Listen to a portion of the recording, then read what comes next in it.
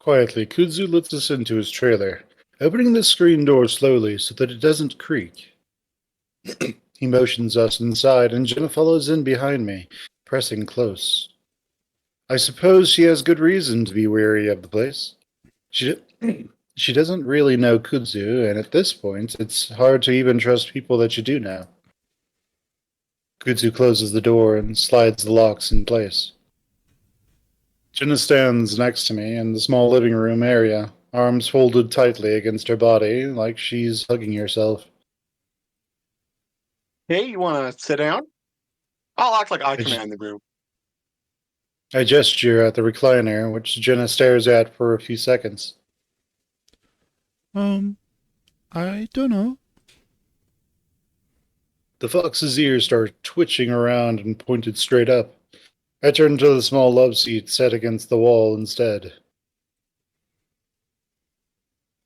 Baby there. I can sit with you. After a few moments of staring at the couch, Jenna finally nods. She walks stiffly over to the couch, looking at it for a moment before finally sitting down. I notice three clumped up patches of fur on the back of her neck, and it takes a moment to realize that it's dried blood.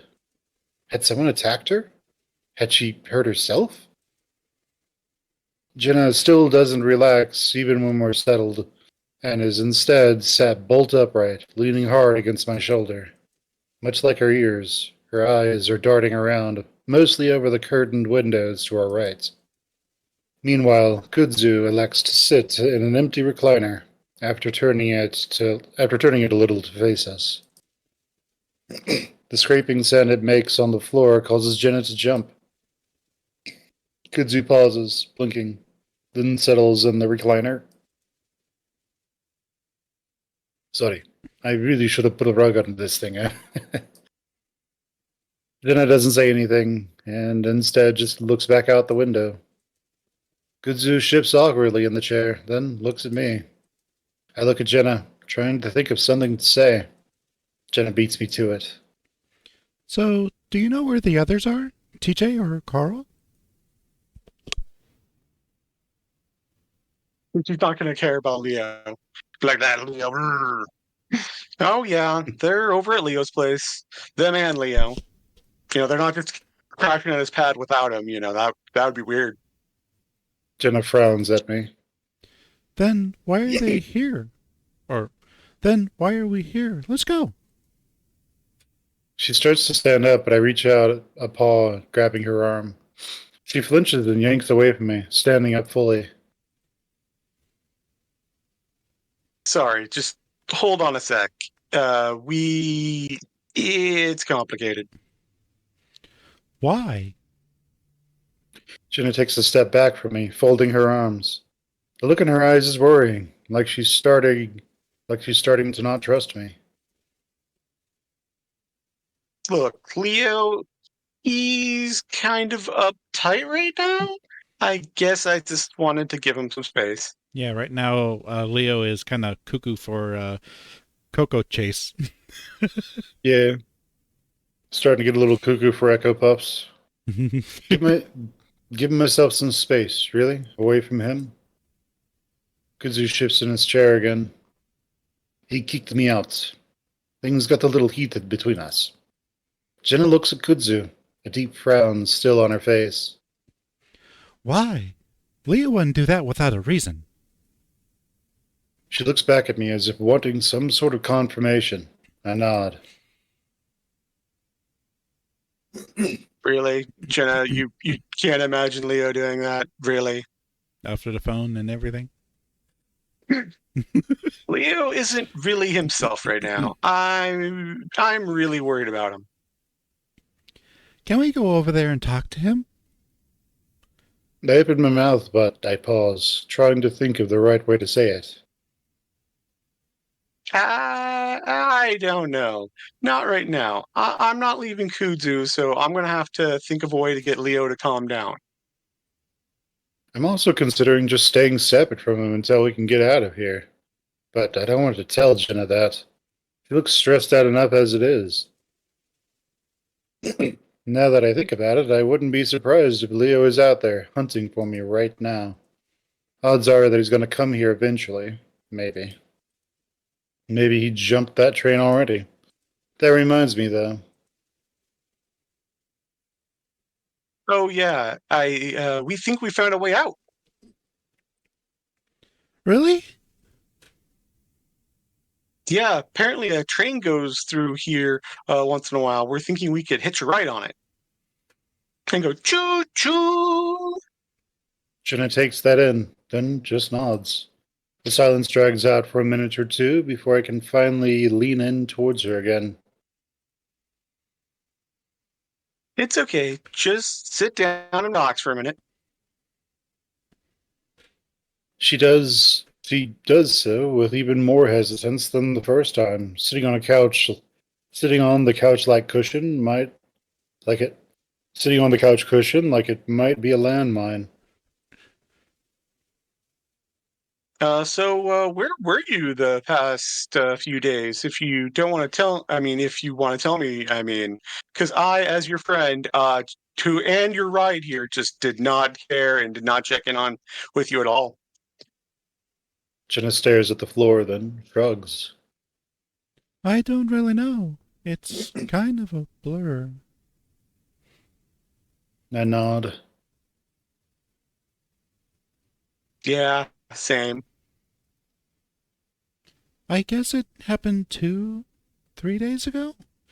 I don't remember, but everything was normal until TJ woke up. It was like he was in a trance or something. I wasn't sure what was wrong with him. I thought he might have been having a seizure. Then I thought he was in a psychosis of some kind. He left the motel and just started running. So I followed him. He ran all the way to the lake and I was sure he was going to go in. But then he just stopped on the shore and stared at it. I caught up to him and tried to talk to him, but it was like I wasn't there. All he could say was your name, Chase. Chase, where's Chase? I think he was looking in the water for you. Jenna looks right at me. I don't know why. Do you? Of course not. I shake my head. I have no idea. Liar. The couch tilts. And so I sort of grabbed his shoulder to lead him back, away from the lake.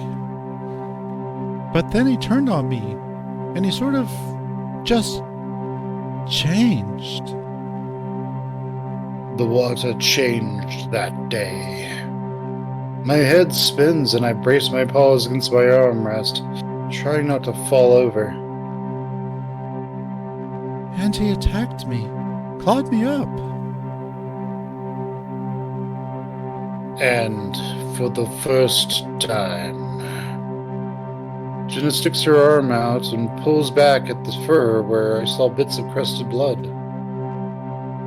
You knew what water felt like. I had to run from him, and he chased me for a while. To everyone else. Everyone just does that voice like Sinister. To everyone else.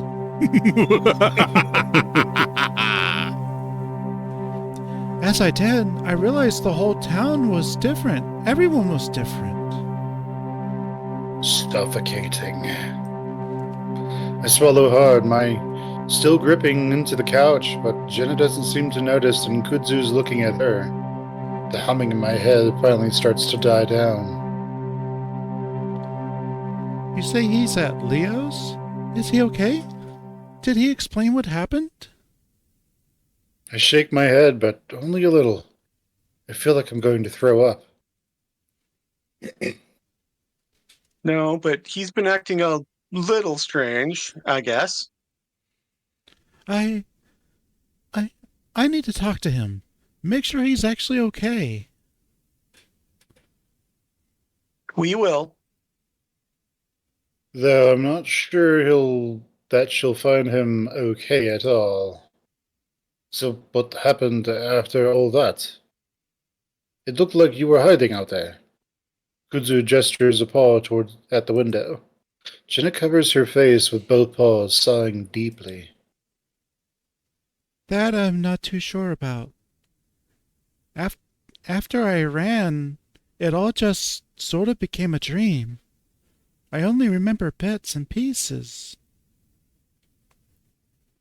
We wait a moment longer as Jenna seems to think. I remember I went back to the motel, I think. But then I saw something. Jenna pauses, then lets out a little humorless laugh. A thing that I remember from my childhood. A monster, I guess. A monster? Yeah, like this thing that goes. Yeah, when you catch it, it goes. When it's really And Jenna was all out of Pokeballs. Damn it! cursed. Curses. Jenna waves her paw in front of her face. You know, the only thing worse than running out of Pokeballs is having only a Master Ball. And you're like, fuck, I want to catch this Pokemon, but I don't want, you have to save this Master Ball. Damn, but I've had a pal spheres. Fuck!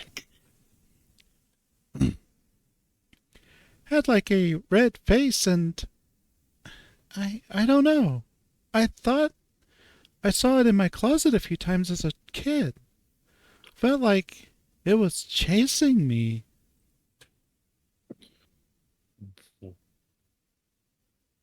What do you think it was?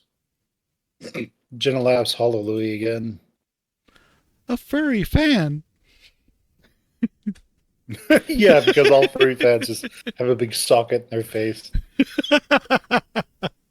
They can change your tire Well, for a you. lot of furry fans are in closets. They can just change your tire for you just by sticking the wrench in their mouth and. Is that like, it's like we just go on and offend so many people. I'm just gonna stop. Well, I'm included in that, so I don't know what you're talking about. Are you offended? Extremely. I'll be writing many letters to Mark Zuckerberg, who will take this matter seriously. As he Oh yeah, fact-checks it. totally. And every single letter will begin with, I must express in the strongest possible terms. Dear Chief Replacement. Chief replacement. I don't think it's anything. I must have had my own little breakdown after seeing everyone else's. Jenna sighs deeply again, sitting back on the couch. Wait. Should this be... Ew.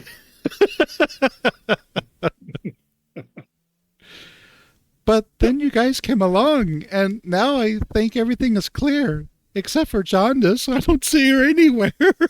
Yeah, I don't know what happened to Jaundice. Jenna leans back for a moment, breathing deeply, and for the first time, it seems like she's relaxing a bit. She turns her attention back to Kudzu. Hey, Kudzu, is it? Kudzu nods. Mind if I use your restroom? I just need a moment to collect myself. And pee, too. An actual toilet would be nice. Thanks for the clarification, Jenna. Oh, yeah, just right there. Kudzu points his chin. Kudzu points at a thin little white door between the kitchen and the living area. Thanks. And with that, Jenna disappears into the bathroom. Kudzu and I sit in silence for a moment, listening to the sound of running water from the faucet. It sounds like a shower, actually. Yeah, I have my sound on too low to hear it. Turn it up. All right, so this is part one of the peeing moving the plot forward. This is the ultra, double combo being moving the plot forward. All right. Well, I think we now have a reason to go back to Leo's house. I know he won't be mad if you at you if he knows you found Jenna. I don't know about that, but yes, we're going to have to go back with her. I'll talk to him first in case he's still out of it. Again, thanks. I'm glad you're here with me right now. Kudzu rubs his arm awkwardly. I get panicky when things get physical, which they have a lot lately. I gesture at the cushion next to me, and after a moment of hesitation, Kudzu gets up from the recliner to sit next to me. I reach around him and squeeze him to my side. At that moment, Leo's head pops up in the window. He's like, and it shows the reaction of Leo and Jenna and me and Kudzu and every other character because we're totally in a Mexican TV show. Okay, Chase, go for it. That's cool. Like I said, you saved my ass so many times. I mean, I guess I just have to owe it to you. Let me lift this tail. You saved my ass so many times at this point. It's the least I could do. I almost tell him that he's been more for me there than anyone else at this point, but that feels like a bit too much right now. Kudzu chuckles and leans back, his arm brushing mine. I didn't always used to be like this, you know. What? Hot? A fucking coward. You're like, hot? I scrunch up my muzzle. What? No way. You've been insanely brave. Kudzu shakes his head. Nah, you saw me at Duke's house when you got caught, and then down in the basement. Then when Leo tossed me out. Those were all great reasons to have been scared, Kuzu, and you still faced all of it. Kudzu looks unconvinced. I don't know, Chase. After all Leo did, I don't think I was going to come back. I shrug. Well, then I'm glad I came after you then. So, Kudzu's, there. Kudzu's quiet for a moment, then he chuckles quietly, leaning his head back to stare at the ceiling. What? I moved to Echo to get away from stuff like this. Kudzu shakes his head. Now look at what's happened. It's fucking ridiculous. Like people going crazy? That and guns and violence. Peyton isn't a rough city compared to the others in this country, but it has rough patches. And I lived in one of those patches. I think you told me you moved here because there's less people. I just noticed something that is kind of important. Give me a quick second. In this quick second, I think it's important to ask, does Leo in this story, in this route, does he seem like one of the people that Kudzu moved to Echo to escape? Like the type of person who would live in one of those rough patches in Peyton? I think he's getting transformed into one.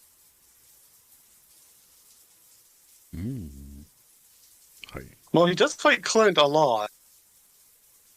And Clint does do hate crimes. Yeah, Clint's a total hater. Yeah, Clint does do hate crimes. Yeah, he uses naughty words like Beaner.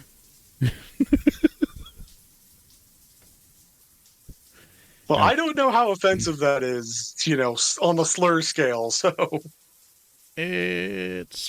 I think it's... Well, I know it's less I know it's less than the S1, but by how much, I don't know. S1? I don't know what the S1. You're going to have to tap it to me, but obviously don't say it. It was in the... Yeah, so Leo said it. It was into what? No, Leo said it. in the game. Oh, the F? S. You can tell how racist we are because we have absolutely no idea. Yeah. Um, I know it's definitely Yeah. I know it's definitely not as bad as the N word. That's really bad.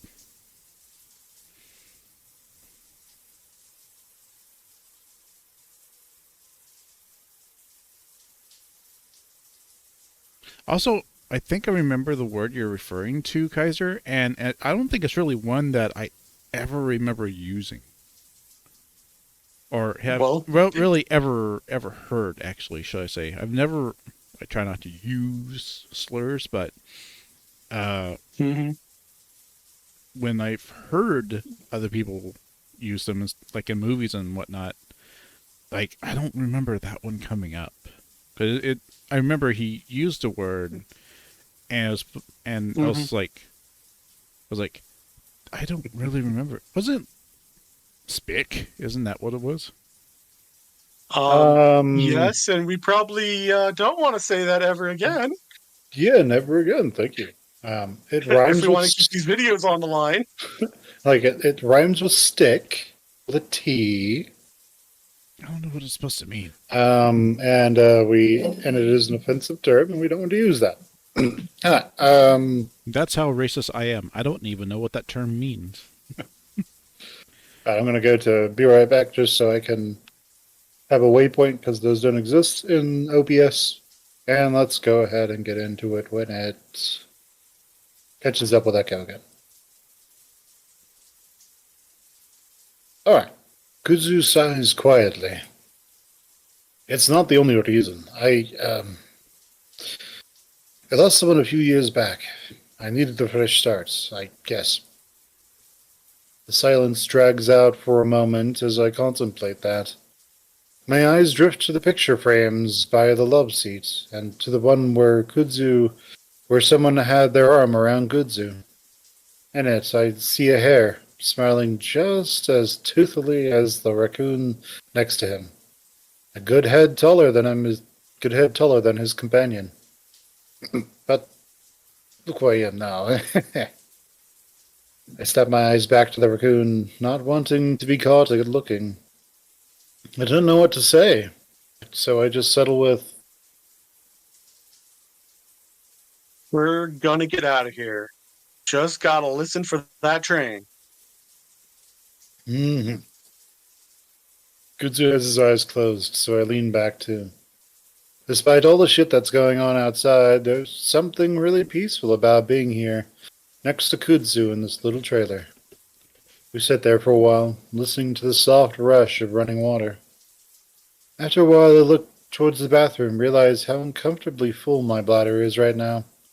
Jenna doesn't seem to be coming out anytime soon, though. Here we go. Here's number 3. We're hitting the grand slam. Could you just go knock on the door instead and be like, hey, Jenna, how big is your bladder? The size of the fucking dam? Get out of there. So here's a fun bit of silence. Here's a fun bit of science for you. So, like, with mammals, the maximum time it would take you to pee out a completely full bladder is about 2 minutes.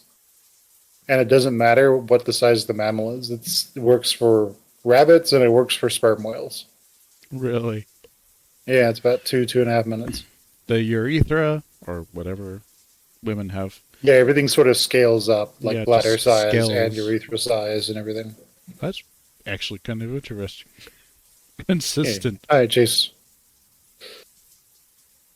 Listen, I gotta take a piss. Again? Kuzu smirks at me. No, I just do it once a day as part of my yoga routine. That's how I mark my toe. I'm very careful with it. I do breathing exercises. Yeah, it's Well, when he's yeah, doing his car. Go. Go ahead. Sorry. No, No, go ahead. It's when he's doing his cartwheels. cartwheel just sprays it all over the ceiling.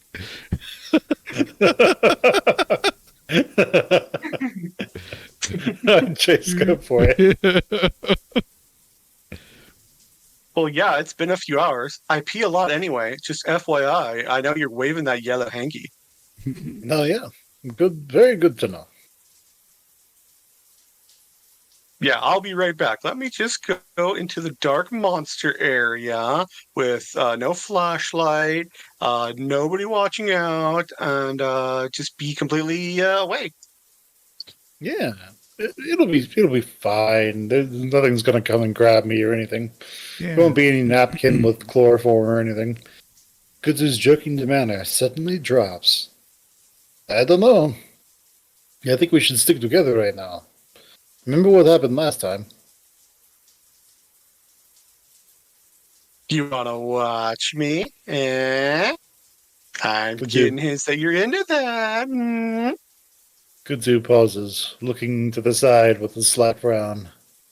I'll stand in the doorway, alright? Just go by the side of the trailer. All right, all right. Want an audience, but you're not being playful yet. But he, Honestly, Chase should just stand in the open doorway and piss out to the side a little bit instead of like going outside completely. It's just like, Kutsu, your head moves, right? You could just like turn your head to the left or to the right or up real high or down. it's almost like Chase wants Kudzu to like squat right next to him and watch it come out. Could you? He wants to hold hands the whole time. Hold pause. Hold. He's like, Kudzu, I can't feel my arms. Can you aim it for me? Yeah, that's right. No, Just he wants to be that one meme where the two bros are like holding hands while they're at the urinal. No, he wants to play swords with I Kudzu. was gonna say he wants to play swords. Hey, could we just like sword fight for a bit? Kutsu like, oh yeah, that would be great. And dun dun dun dun dun dun dun dun dun dun dun dun dun. And then that's when he whips out his katana. I don't think Kaiser knows what we're Oh up no, to. Kaiser, It's a really do funny not video. know. If I can find it, I'll send it to you. Oh my god! Well, I Yeah. know what the concept is, but okay. I head back outside while Kudzu hangs back at the door. Just make it quick again, and just make it quick, and again, yell if something happens. It's fine. I'll only be a few feet away. I had a small smile at how motherly Kudzu is being right now. Mm, After everything that's happened, it's no wonder. I move around to the side of the trailer, back into the darkness. Quickly, I unbutton, then unzip down my fly.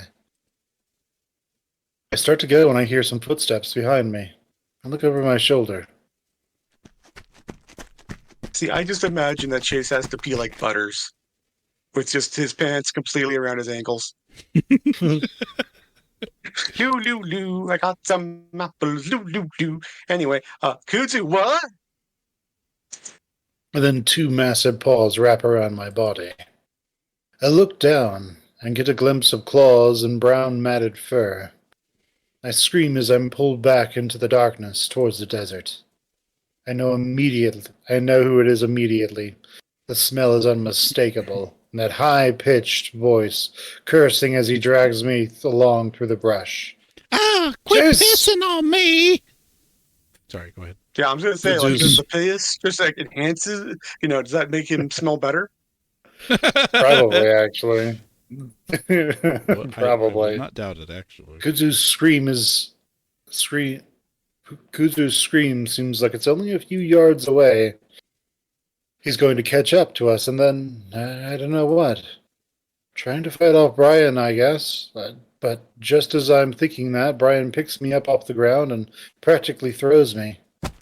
Next thing I know, my head is throbbing as the back of it is knocking against something hard. My legs are splayed upwards, my foot pads pressed against something smooth and cool. I hear more cursing and the sound of snarling. Kudzu? Then I hear the sound of a car door slam, and I realize I'm in the trunk. My feet pressed against the windshield. Brian's massive bulk squeezes in next to me, and I feel the truck accelerate. The backside wobbles back and forth in the sand as it tries to find purchase in the ground.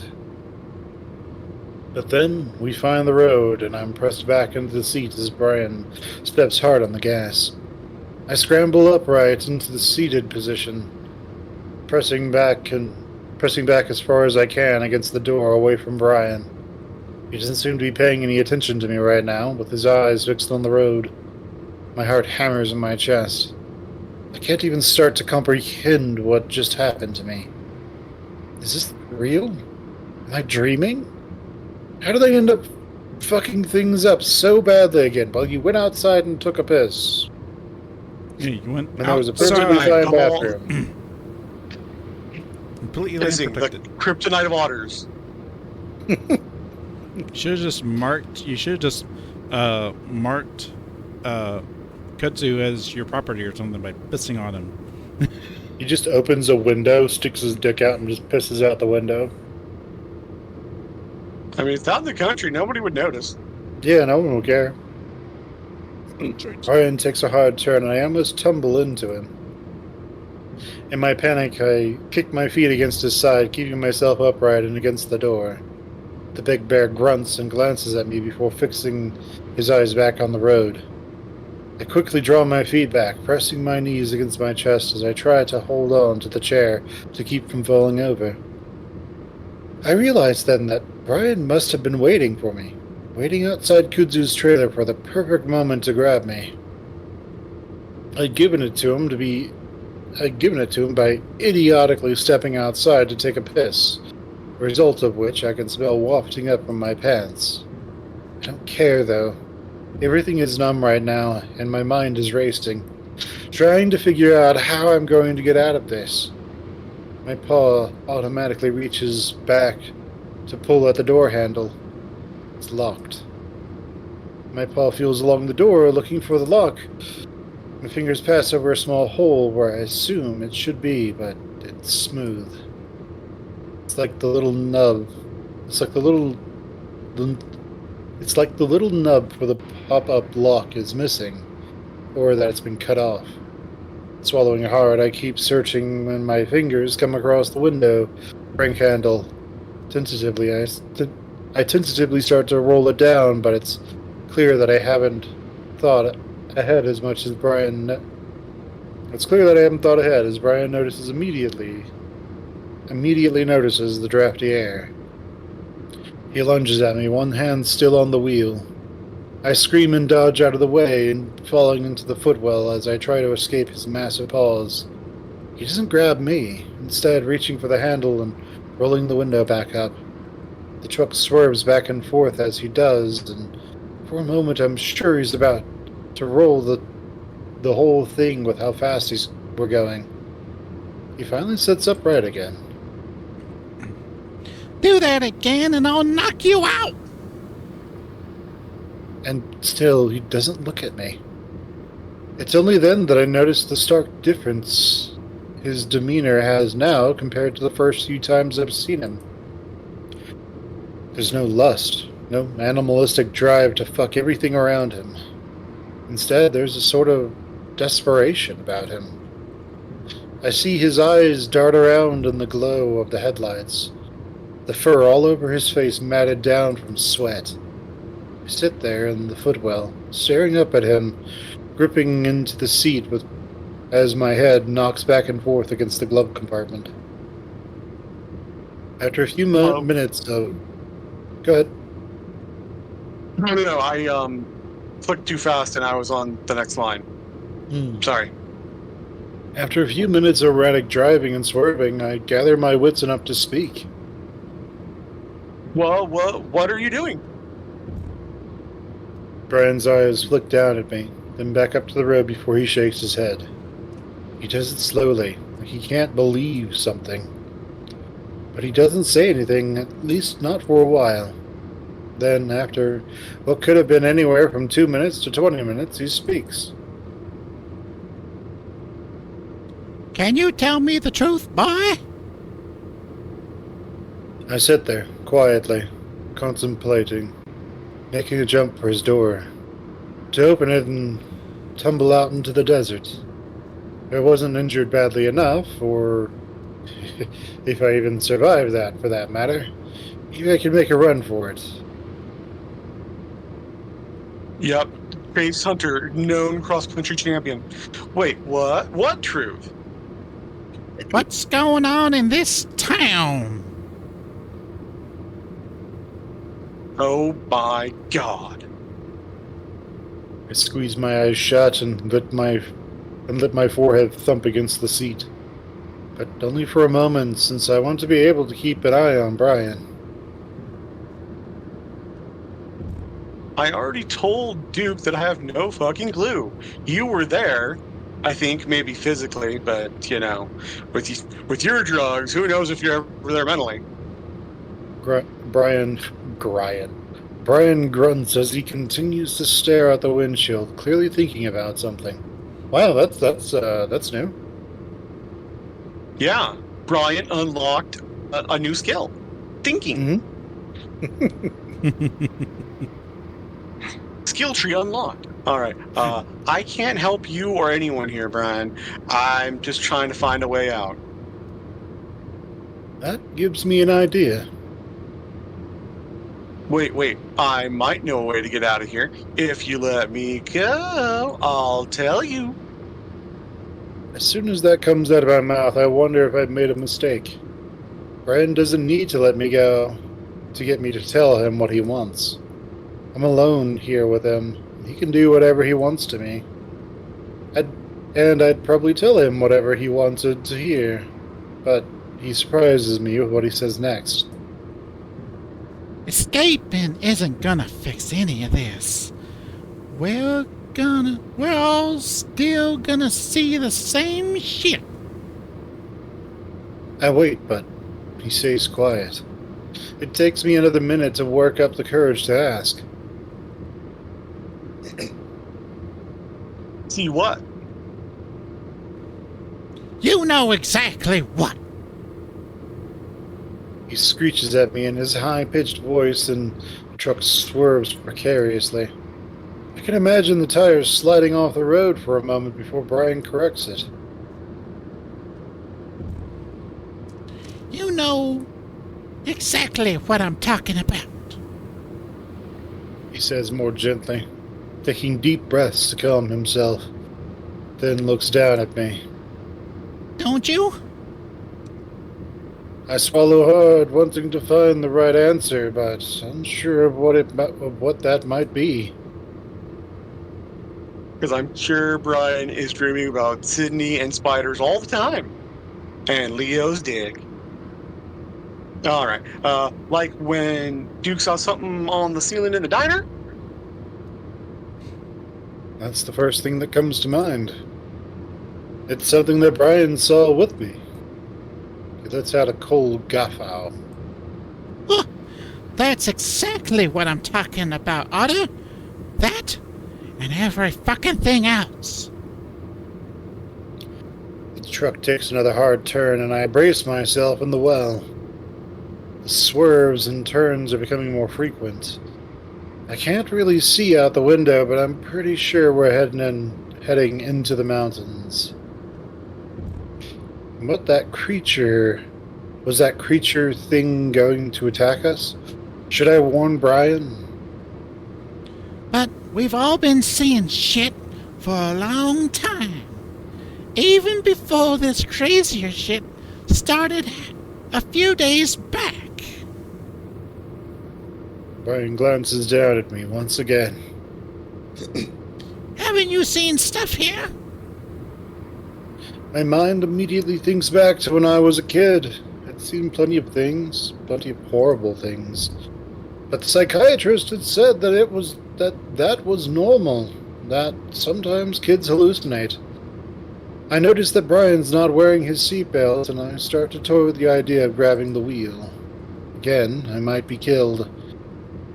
It would at least stop Brian from taking me wherever he's taking me. It might even be better to die. Maybe, but my parents, my friends, they haven't really seen stuff. Except Jenna, and now TJ and Carl, after all this started. Brian grinned with his crooked, missing teeth. Seems we only see shit if there's a reason to. I don't know what it is either. But from what I've seen, it's a combination of a shitty experience and being in Echo. The truck is slowing down a little now as we start taking sharper turns.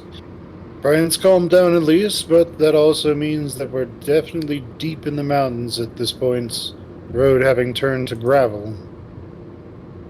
When I was a kid in Peyton, I didn't see shit, even though I had a pretty fucked up childhood. My mom left when I was 6 because my dad was a piece of shit. But you know, she's a piece of shit for leaving me with him. Anyway, you know where my dad told me she'd gone? I don't say anything until Brian looks back down at me expectantly. Where? Brian cackles and it sends a chill up my spine. That aliens had taken her.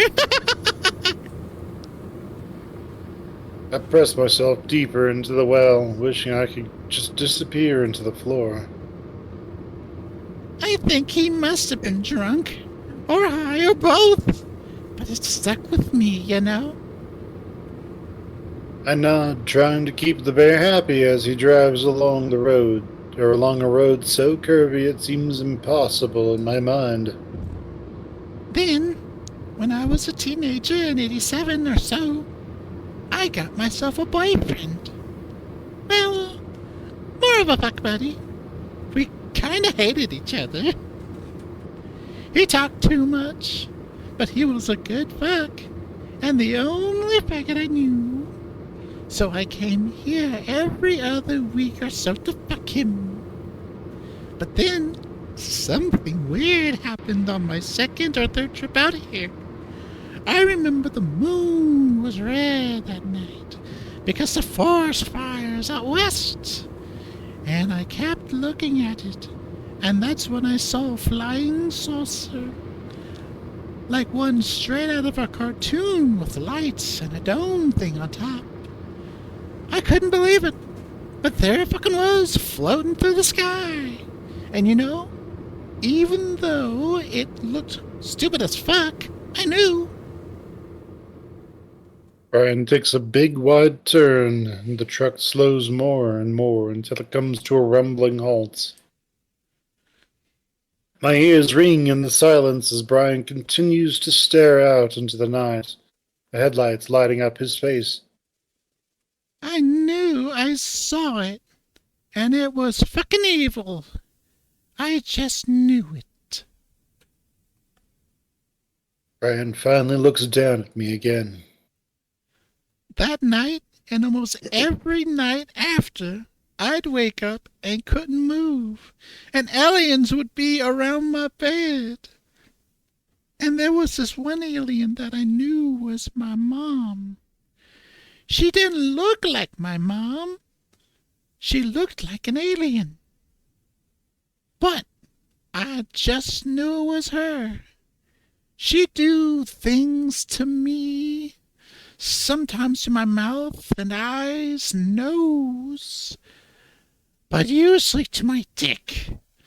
Torture me, and it felt fucking real. Brian chuckles, still staring at me. Fucked me up good, and I blamed my boyfriend for it, for bringing me to Echo, because I was sure that's where the evil came from. I outed him that year, and he had to leave town because of it. The massive bear shakes his head. Didn't stop the dreams, though. Brian puts the truck in park, then shuts off the engine. We sit there in the darkness and silence, and even though I'd just emptied my bladder, I feel like I'm going to piss myself again. Never told anyone that before. I don't say anything, as I just breathe through my mouth, trying to make as little sound as possible. There's something fucked up in this town that makes us see things, feel things from our past, or some shit. Duke told me about it. Said it's been happening a long fucking time. But he thinks there's a way to fix it. Brian suddenly opens the door and jumps out. He slams the door hard enough to make my ears pop. For about 5 seconds, I will myself to move, to run, to open his door and sprint into the night. But my body refuses to move, and before I know it, the bear is yanking open my door and grabbing me by the wrist. And if you help me out with this, we can be done with it for good. He pulls me out roughly. My legs are like rubber when he sets me on the ground, but he holds me up easily with his paws on my arms. Can you promise me to help? Then I'll let you go, and we'll be free of the evil, okay? All I can do is nod dumbly. All right. It's gonna be okay, Otto. I promise. I bet. Brian transfers his iron-like grip on my wrist and starts to pull me along. I stumble after him, weakly, trying not to trip in the darkness. Brian stops next to the truck bed and starts to rummage around inside. I feel like I'm gonna pee again. That is just the one thing on Chase's mind constantly. It's just his pee. Yep, piss everywhere. He's just gonna helicopter it. All right. What do you need me to do, though? Probably some, cast a spell or use my honor magic. I need Brian you to die. Sorry. Brian finally pulls something out, and it looks shiny and heavy. I open my mouth to scream, but that's when a burst of light comes out of one of the ends of it. It's a maglite. I stare at it, gaping stupidly. Brian sweeps the bream. Brian sweeps the beam of light around. All around us is gravel, sagebrush, and some cacti. I have no idea where we are. So before I do Brian's line, I'm just admiring how they have like that big gash where he got shot on his next to his nose. Mhm. It's like, Oh, is that really new? cool I didn't even notice. Yeah, that's completely new. It's like, oh, he had a fucked up face before because he's an ugly brown bear, but now he's got this big gash on his nose where he just got his ass shot.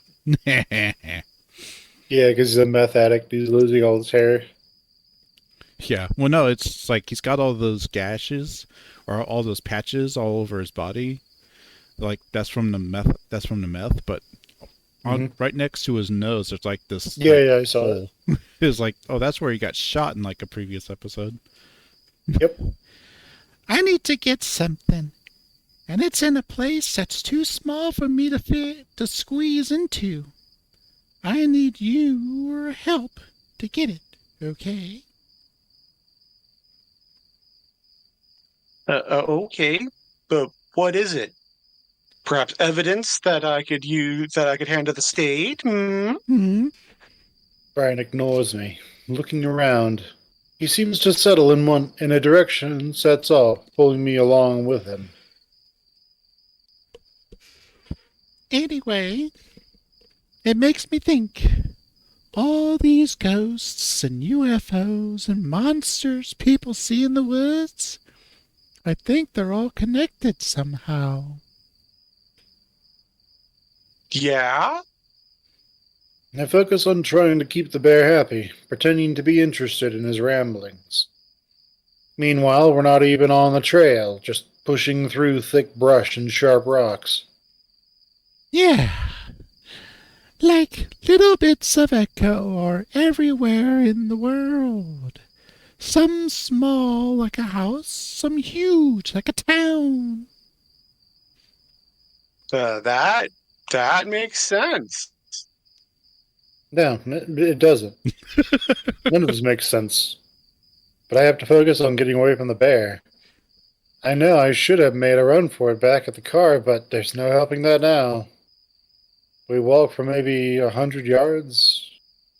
As we do, the land starts to incline and becomes steep. Brian even slips up a few times, and I'm worried he's going to fall on top of me. Each time he manages to catch himself, then yank me up after him. After a few minutes of huffing and puffing, we've reached a bit of an outcrop with some large boulders. Brian lets go of me and clambers up the side of one of them before I can even think of running. And, before I can even think of running, he's turned around and grabbed me up by the scruff. I squeak as I'm lifted into the air, feeling like a pup again, where I'm set down beside next to the bear. Brian looks around, keeping a hold of my wrist as he does. After some stomping and looking around with his flashlight, he seems to find what he's looking for. He brings us up to the edge of a boulder, then lifts me up again, this time by the wrist. I kick around for a moment more before he lowers me slowly into a dark, spacious hole. I start to wonder if it's going to go down for a while, and I panic before my feet touch down on soft, cold dirt. Musty, cold air wafts from the back space in front of me. From the black space. Immediately, Brian drops down next to me, snatching up my paw again. He shines the light into the dark patch in front of me, and I see what looks like a narrow tunnel burrowing into the side of the incline we're on. What is that?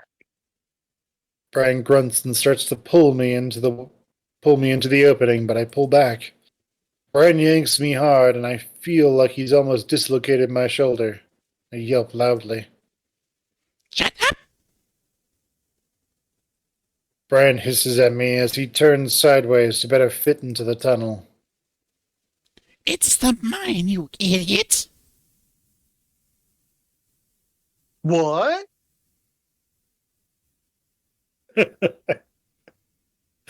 I look back at the opening, back towards Echo, gently illuminated by moonlight.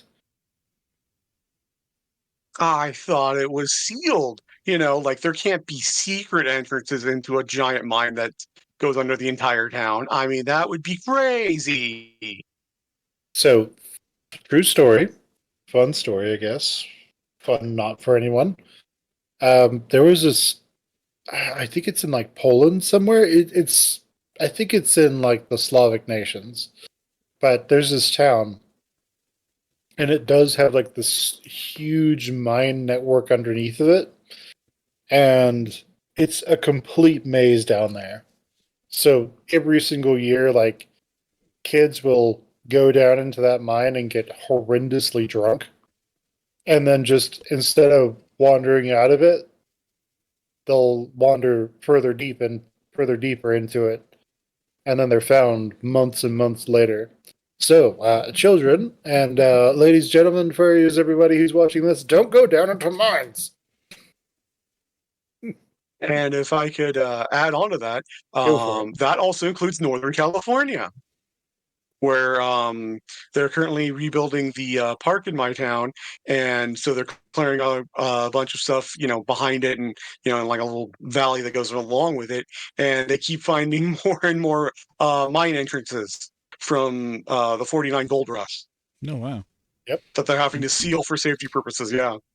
That Yep. also includes Missouri, which is just full of caves and everything that Yep. probably have tons of secret entrances, So don't go down there. You might Yeah, don't. find Billy the Kid or someone just hanging out. Yeah, like the reality is that after you go about 30 or so feet into a cave or a mine, it is completely pitch black. You cannot see anything. There is no light. If there is, the moment you take a turn or do anything that's basically just going to make it so that the light isn't just shining straight in, it is going to be absolutely black. no light whatsoever. And so you need flashlights. And a lot of people who go down into mines, they will just bring like a normal flashlight, one. And if anything happens to that flashlight, good luck ever finding your way out. Pretty much. So, and I mean, that doesn't seem like a problem until you realize that it's entirely possible that there's just a hole in the ground on one of the paths that might go straight down like 200 feet. And if you fall into it, you're dead. So, Yeah. I mean, it's way more common than you think. But the biggest problem is going to be that it gets really cold underground. Like, stupid cold. You die of hypothermia underground. And a lot of the time you have to squeeze through really tight passages, so you're always touching stone. Um, so it's really dangerous. It's incredibly easy to get stuck as well. And if there's no one who can help you, you're dead. So stay out of mines. If you do want to go underground, join a spelunking club. That's what it's called. And they will happily take you into caves and give you the gear that you need, and it'll be great. They'll take you to show caves and stuff. And if you have any scuba diving stuff that you want to try, do not do it in caves. Cave diving is by far one of the single most dangerous things you can do in life. So do not do that. You'd probably be safer trying to fist fight a bear. I mean, yeah, there potentially depends on the bear. But if you guys want to find out how scary cave diving could be, I think Mr. Ballin and Scary Interesting, I'll have lots of videos on those.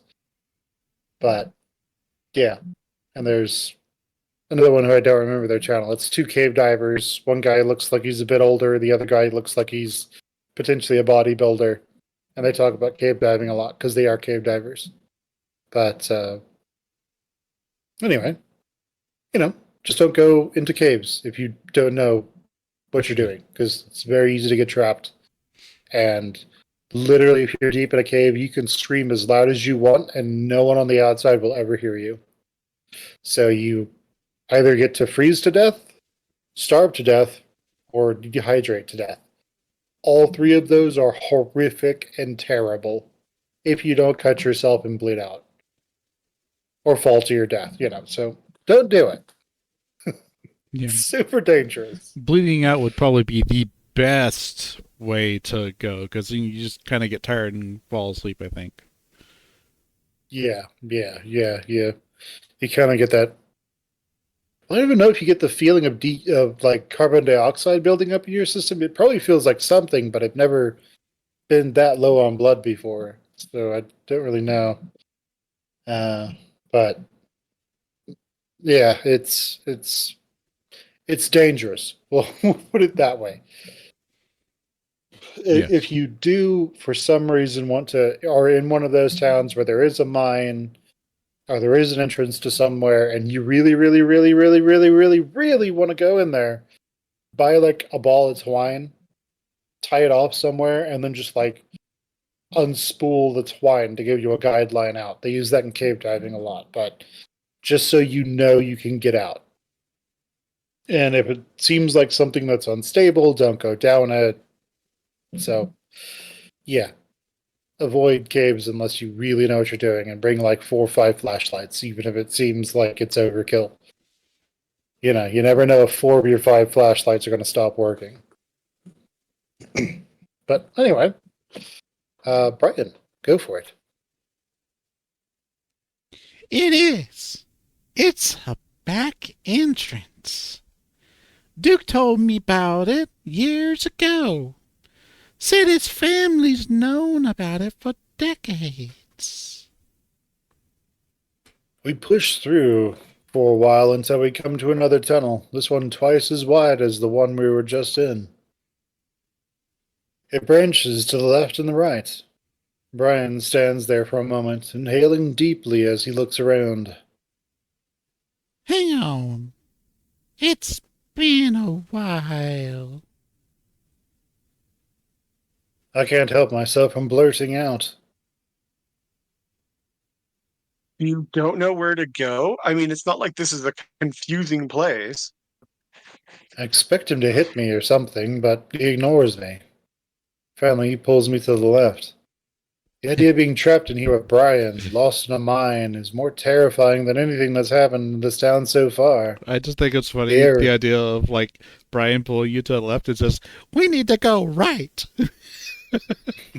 Yeah, that he goes left. He's so stupid, he doesn't know his left from his right. It's like, Brian, you're supposed to hold, you can hold up your hand and it'll make an L, right? And he's like, oh, and he holds up his right hand and it's like, it's an L. That's not what a nail looks like. That was a lie. The hair is so musty and dry, I feel like coughing and sneezing at the same time. But I try to hold it in so I don't upset Brian. We walk around for another 10 minutes or so, trying a few more turns. I try to memorize the mounts. I try to memorize the routes in case I'm able to break free, but after 5 or so branches, I realize that I can't remember the second or third. Brian suddenly speaks up, nearly making me jump in the darkness. After a while, I stopped seeing aliens. His grip is tight, and I can feel that the circulation to my paw is cut off.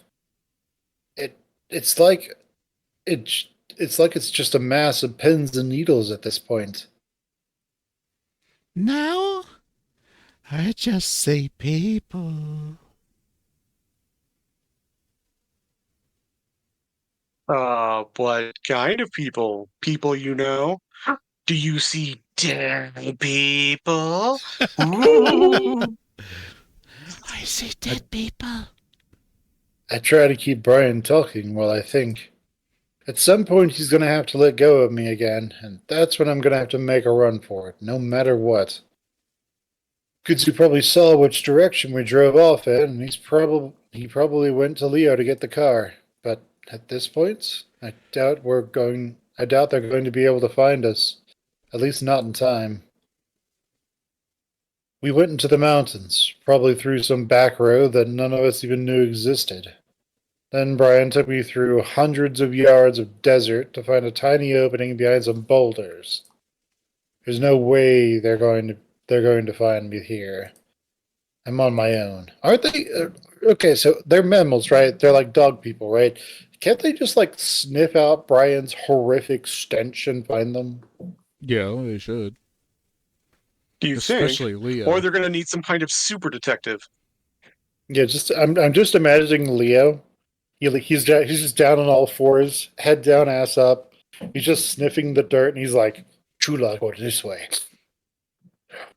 Yeah, unfortunately, he doesn't have Legoshi level skills. It's like, I can throw Louis from 1,000 yards. I think I remember one of them in one of these routes, like having really good smell, like having really good, like a really good sense of smell. Is that true? Yeah, Fuzzy? it kind of comes and goes depending on if they want to make a joke. They've, to my knowledge, I don't think they've ever used it seriously. Hmm. That makes sense. Hmm. Okay, Brian, go for it. Well, I see just one person. But that person changes every now and then. Brian pauses, looking into a narrow opening in the tunnel wall, even more narrow than the first passage. Depending on who it was I knew last. Before I can figure... God. Sorry. Depending on who it was I last knew. Okay. Before I can figure out what he meant by that, I'm shoved hard, forced into the passage in front of Brian. It's just wide enough that I can walk straight, my shoulders nearly touching both sides. Brian, on the other hand, has to suck in and move sideways, grunting and cursing and making all kinds of noises.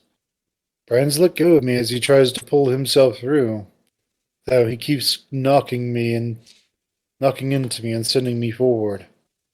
I could try to escape, but I have the feeling that that doesn't exist ahead of me. In fact, it feels like I'm being trapped. I can't explain it, but I start to get the terrible feeling that something awful is waiting for me at the end of this passage. And then I start to smell something. It's old, and almost covered up by the dust and mustiness, but it's definitely there. Sweet and sick. Something rotting. It feels like ice water is poured down my back and I freeze, only to be given a shove by the bear behind me. I fall forward into a wider opening. The smell entombs me, and I know without looking that I'm surrounded by death. I lay there on the floor, not moving, listening to Brian as he tries to squeeze through the opening. I can remember years ago when I was maybe 12, walking along the dirt road back home after hanging out with Carl. On the side of the road, I saw some roadkill, and just as I passed by, I could see the white maggots wriggling through the fur. The smell of that, for that, the smell for that single moment was almost unbearable, and I gagged and ran past. And while the odor is here, and while the odor in here is a bit more faint, it's almost exactly the same. I hear Brian finally shift free from the exit, and he shines a light back down on me. I know I should run. I know I need to get the fuck out of here. I know I should be fighting like hell. Because I know what's coming. Is this what it's like for people who get kidnapped or murdered? People wondering why they didn't fight harder or run when they had the chance. I know I should have ran the moment we stopped in the truck. But right now it's like I'm stuck in ice. My frantic thoughts are interrupted as Brian grasps me by the back of the shirt and pulls me back up to my feet. I'm not able to stand and just sort of crumple down next to him. The bear grunts and just drags me along Hangs me. into the little opening that we're in, dropping me against the wall. As Brian fumbles with the flashlight, I get a glimpse of my surroundings. It's small, maybe 15 feet long and 10 feet wide. It's narrow enough that Brian takes up most of the space, and I'd be hard-pressed to get past him. I draw my knees up to my chest and hug them, feeling numb. God, you're such a useless piece of shit. I watch Brian lean over something against the wall. It looks like two polished pieces of wood. Brian tips the flashlight down, and I see that those pieces of wood are attached to a shovel and a pickaxe. Brian grabs the pickaxe, and for a heart-stopping moment, I think he's going to turn to me. Instead, he reaches into his pockets and pulls out something small and rectangular. It's not until he opens it and shines his flashlight onto it that I see it's some kind of small notebook. The bear looks at the notebook, then back up at the little cave we're in. The silence is almost unbearable, and I feel the need to say something, if only to fill that silence. Okay, just as a quick little side note to everybody, this is one of the most important rooms in the entire Echo universe, and you'll see it many more times if you do more readings. All right, so what are you doing? You know exactly what he's doing. Brian ignores me as he continues to search for something. I whimper softly in the back of my throat. Please. About to be murdered, and you just beg like a little bitch. Shut up. I can't help it as I hiss through my teeth at that goddamn voice. I don't need to hear it, especially now. Brian stiffens and turns around. What? I shake my head, squinting and unable to see his face as the bear turns the light on me. Nothing. I just. No, you were talking to something. Did you see someone? No, I don't know. I shut my eyes against the lights and only see blood red. Brian chuckles and my vision goes back to black as he takes the light off me. I was the same way as you. Let me tell you something, though. Ignoring it ain't gonna make it go away. Brian finally stops scanning the ground and crouches down. It takes me a moment to realize what he's looking at until he reaches down and picks it up. A smooth stone. Brian looks at it for a moment, thinking. He drops it off the side and looks back down at his book. Daniel, 19. Barrett. He was the smallest, I think. Should be enough room. Brian shines the light back down at the ground for a moment, and seems to make up his mind as he sets the butt of the flashlight on the ground. It brightly lights up the ceiling, giving us a dim yellow glow. Brian eyes me for a moment, positioning himself so he can watch me while also doing his work.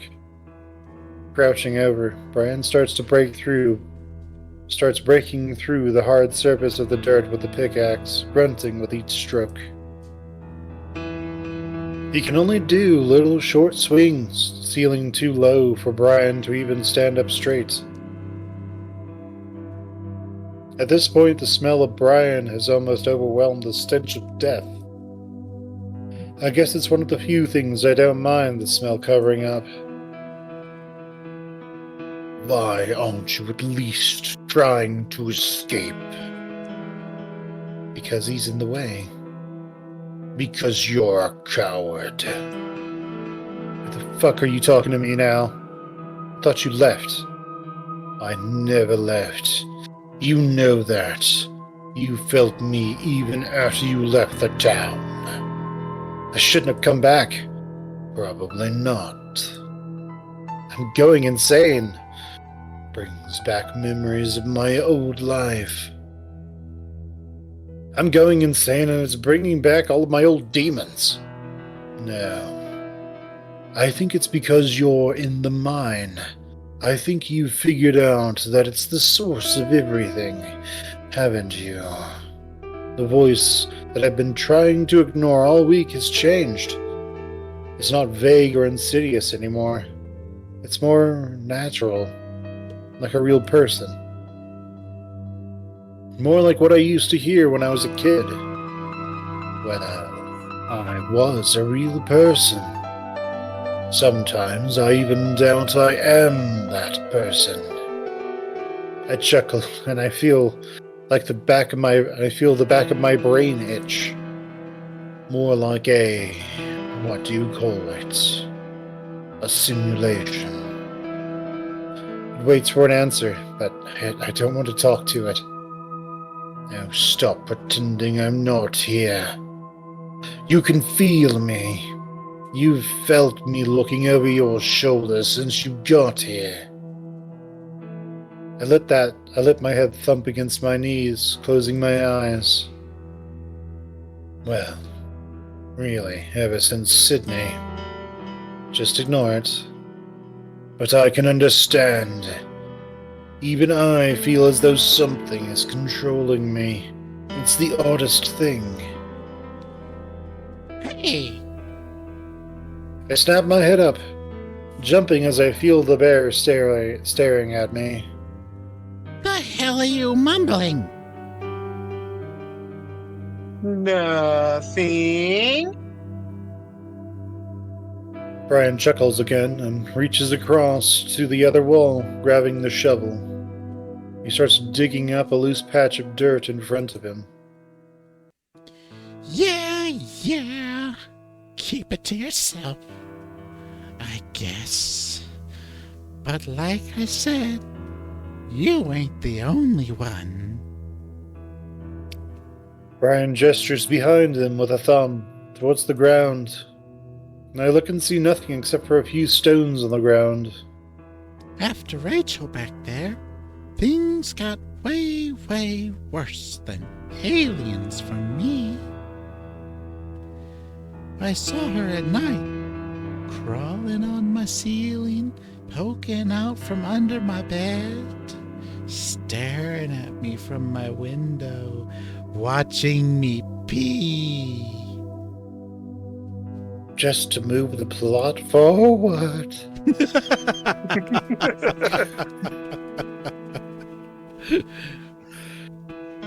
Brian grunts as he digs the shovel deep, then lifts, turning a pile of dirt out to the side.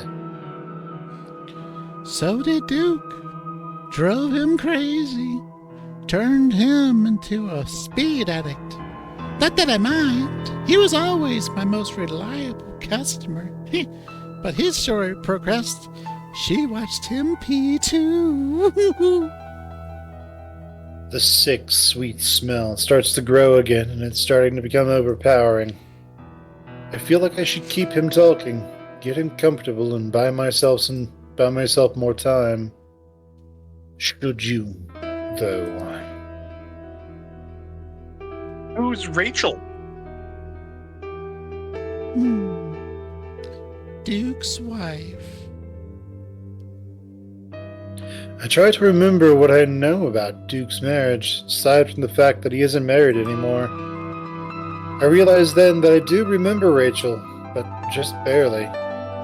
She was only around while I was in grade school and was pretty nice as far as I can remember. Didn't he divorce her?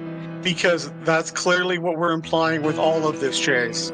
That he peacefully divorced her and she just moved away. Brian shrugs as he stops digging, resting on the handle. I guess he sorta did. But I mean, she was dead by then. All because of me.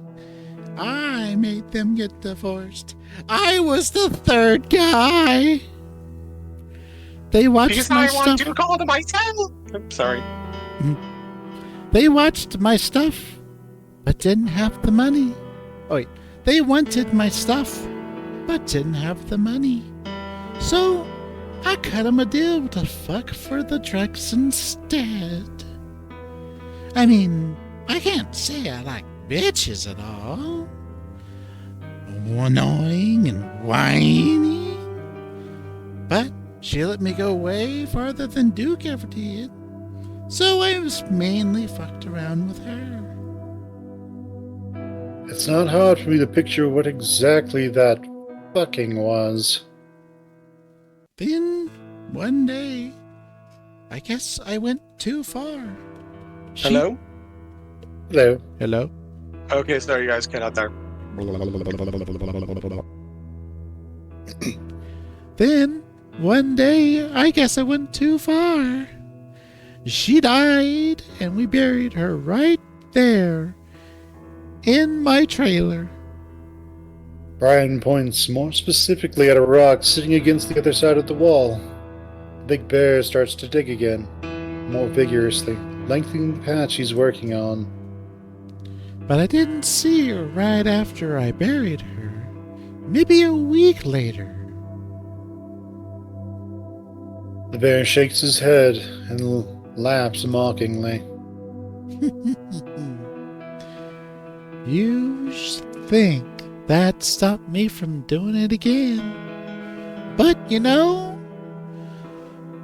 when that last breath came out of her and she sort of shuddered on the table, Brian glances up at me. blew my load without even touching it. Made me wonder how good it could be with a guy if it was that good with a bitch. You want him to keep talking?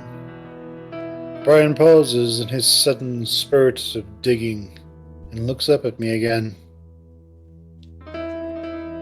Probably wondering why I'm telling you this, thinking I'm crazy. But I don't know. Feels good to tell someone. You're like my own therapy otter. The bear looks back down at the hole he's made. The smell coming out of it is overpowering. It's so overpowering I'm on the verge of gagging again. I don't see her anymore, though. It changes with each one. 7 stones. And it'll probably change again. And with that, the bear comes at me. The space is so small that it takes him only 2 steps. I scream and cover my face. Coward. I try to fold up into as tight of a ball as I can, but before I know it, Brian has me by the back of the shirt. He drags me over until I'm kneeling next to the hole. I can definitely see a grave now. You already knew. Because I can see the bones poking through the dirt, the bits of blue and white cloth that were its clothes. You mean Daniel, a 19-year-old ferret. I feel like me telling you all this. I feel like me telling all this to you, and me being nice to you so far. Maybe don't come back after me. Just move on. I feel Brian move around behind me, then press something cold into the back of my head. A gun. I guess Brian probably has plenty of those. I'm doing the town some good after all. Anti-chaste initiative. It was signed in town hall during that meeting you missed. How? I blurt out, my mind racing, trying to think of something, anything to get out of this. Brian does pause, though. How what?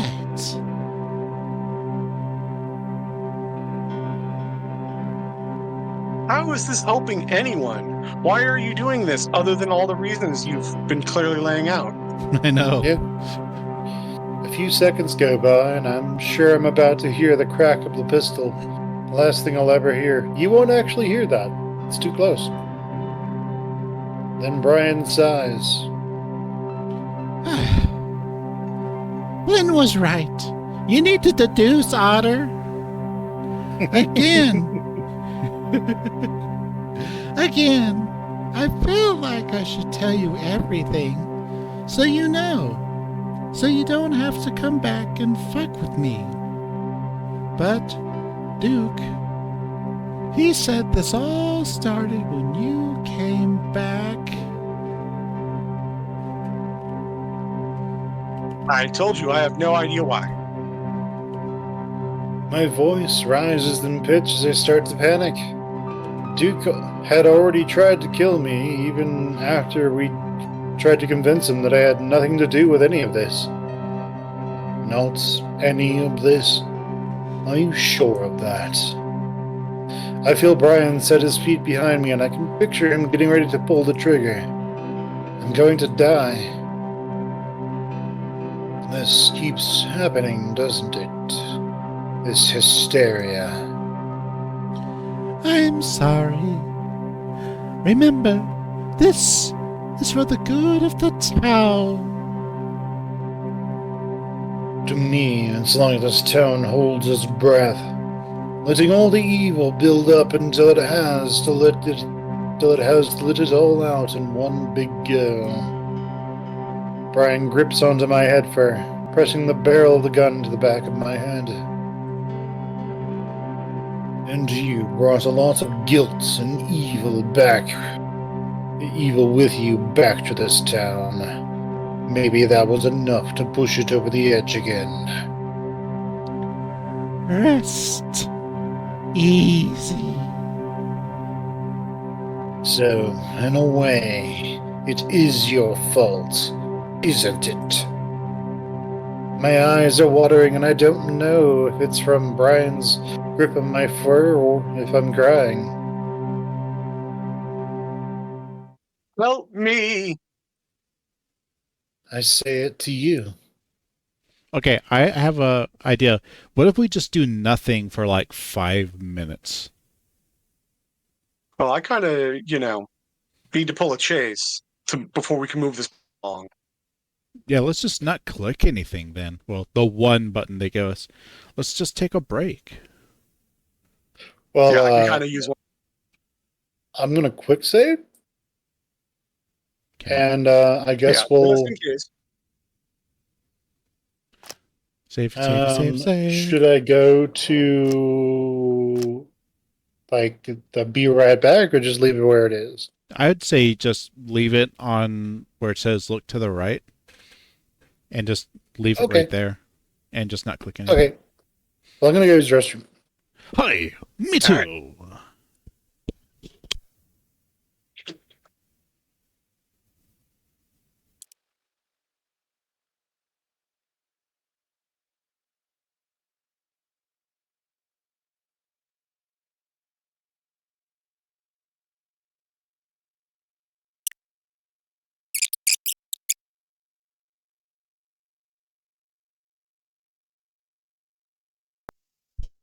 I'm back.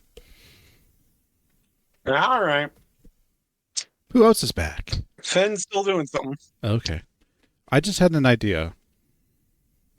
We should make a game. Or maybe, maybe this could be the title of our podcast. It's called Press P to Progress.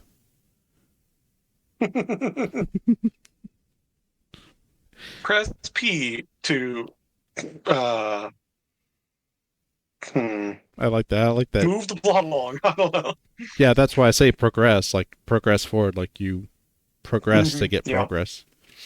That would be kind of funny. Press P to progress. That could And Echo, that would actually be a really good. I think that would be a really funny game. Actually, it's all about like kind of Echo-ish. Well, have you ever played the South Park games? Like the fractured butthole. No, I haven't. Yep. They have a whole pooping mechanic where you can just go to random toilets and start pooping. Oh, great! And it's a mini game. It is. That's funny. Yep. I forget what the reward is, but yeah, it's like a whole little quest, thing to try to find them all. That's cool. Yeah, everyone says they love Stick of Truth, but I think Rabbit Hole is the better one.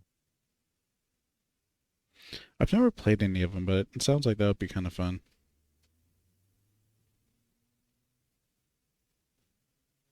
I recommend the Switch version because you can turn off the little QuickTime events because those can be really a pain in the ass. Oh, I gotcha.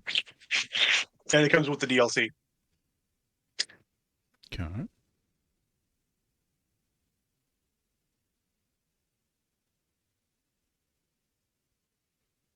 So yeah, this part of the game I just don't get because it doesn't sound like Sam is summoning the thing that we're about to say.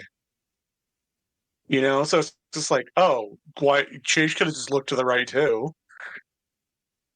Or this thing would have just attacked Brian anyway, so I don't know what Sam's doing. But we'll see. Yeah, we'll have to see. I have something for you that I'm going to share in our little group. Enjoy the sword fight.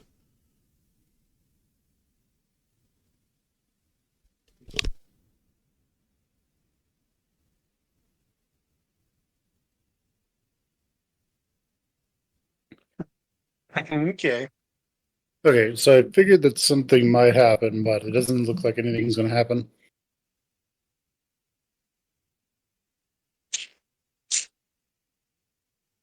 So let me know when you So, good guys to are go? ready to move forward.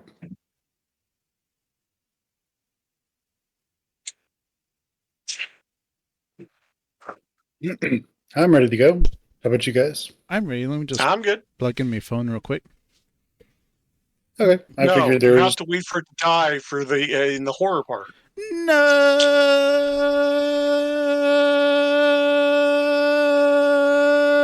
No. Okay, I'm ready. I figured there was supposed to be something where, like, if you didn't click it soon enough, you would just shoot him. The Well, we end. tested it. Mm-hmm. Yeah, we tested That it. would actually be a funny mechanic if they had a timer. Yeah, yeah, So Finn, did you record the entire break or no? yes. Oh, okay. Just in case there was something where, like, someone shot someone. I'm really hoping you didn't come back and just, like, start talking about things that rhyme with stick again. All right, so No. Oh, for 5 straight minutes, yeah.